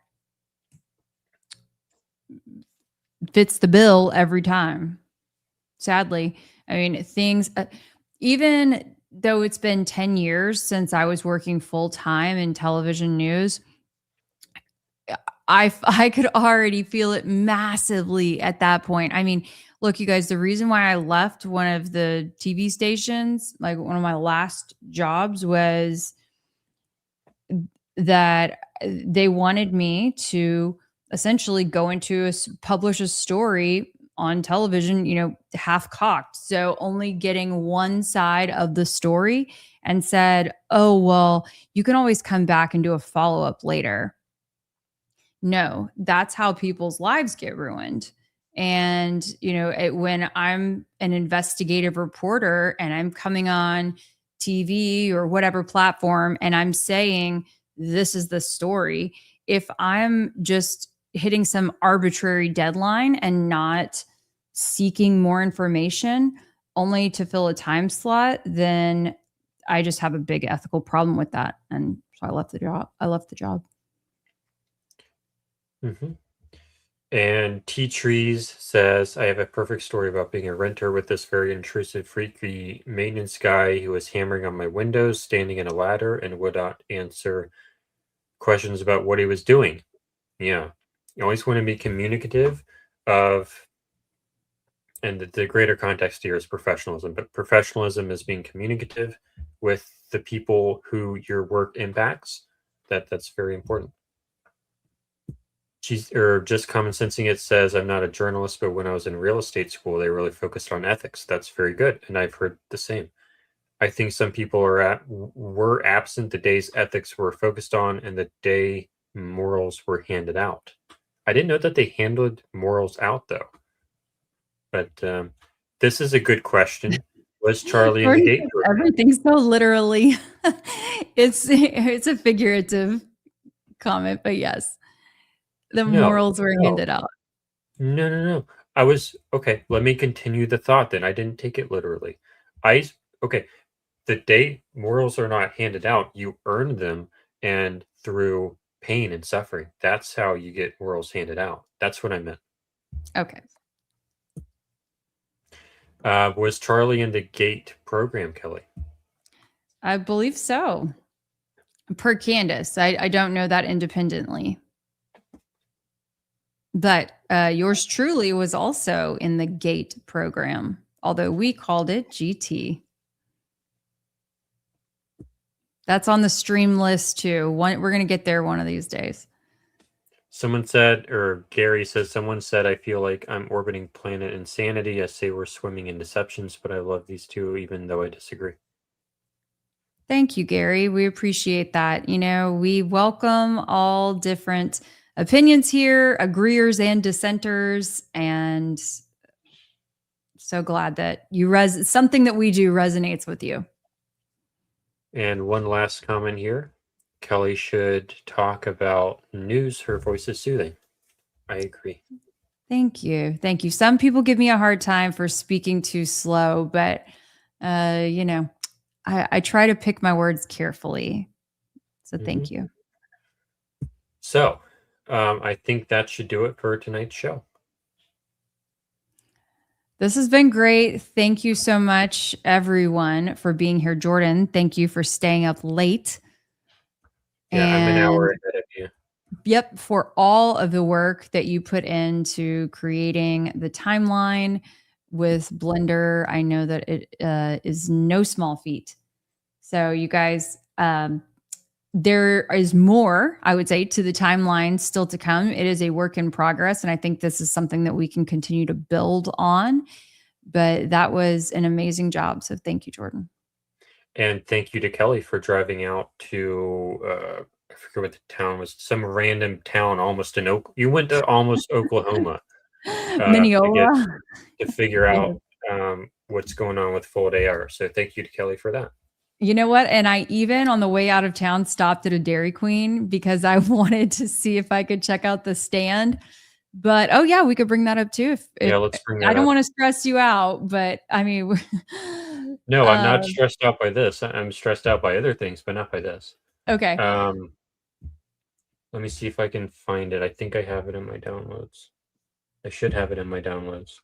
Awesome. Yeah, I stopped by DQ on the way out of town, but they did not have the stand. So the reason why I was wanting to check it out. And then I couldn't bring myself to ordering like the full chicken thing, the full meal deal. I was so tired and ready to just get home. I don't know. I wasn't thinking clearly, but I was thinking about it as I was going in. And then anyway, I only got like things that just came in a bag, 2 little chicken wraps or something.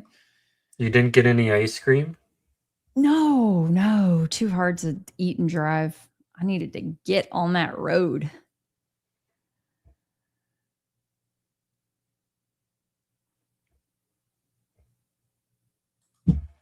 That I insisted on the ground shooting a video, TMZ video cam captured. Yeah, look, I think it was important to leave no stone unturned. So, if anyone remembers this, I wish I had the original pulled up, but I don't. I can probably find the original. These are some of the photos of interest. Yes. Let me see if I can find the original. Of the Tyler this is the one you sent me. This is closer. Okay. Yep.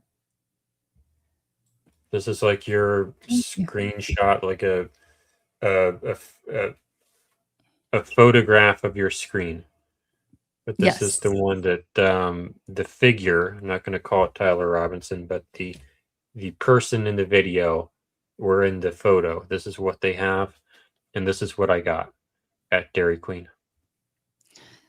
So what is interesting now, this, let's remember in regards to the Tyler at DQ or maroon shirt guy at DQ photo, this was something that has not been mentioned in any official document as far as we know.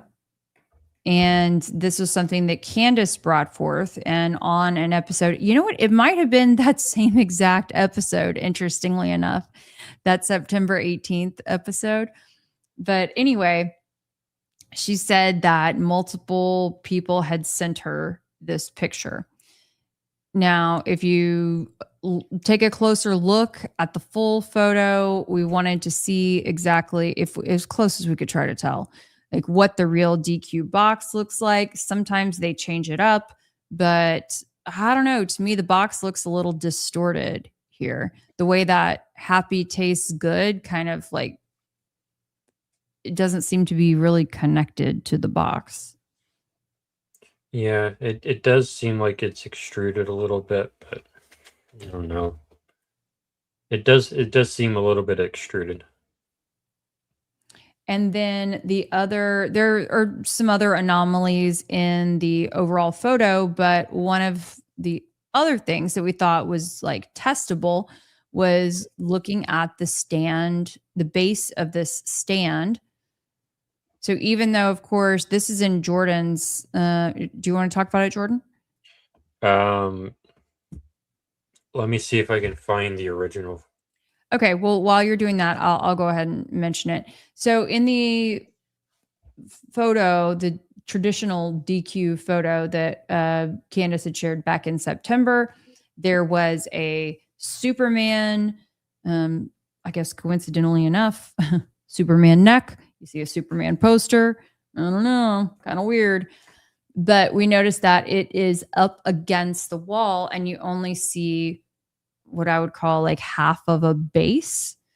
But we were just wondering, well, is there a backside to that base? So it's like weight is evenly distributed. And Jordan? Yes. When you went to go check out your DQ, what did you find? I wonder if it's under the wall. Doesn't look like it is, but I wonder if there's like a lip there and it can go under the wall.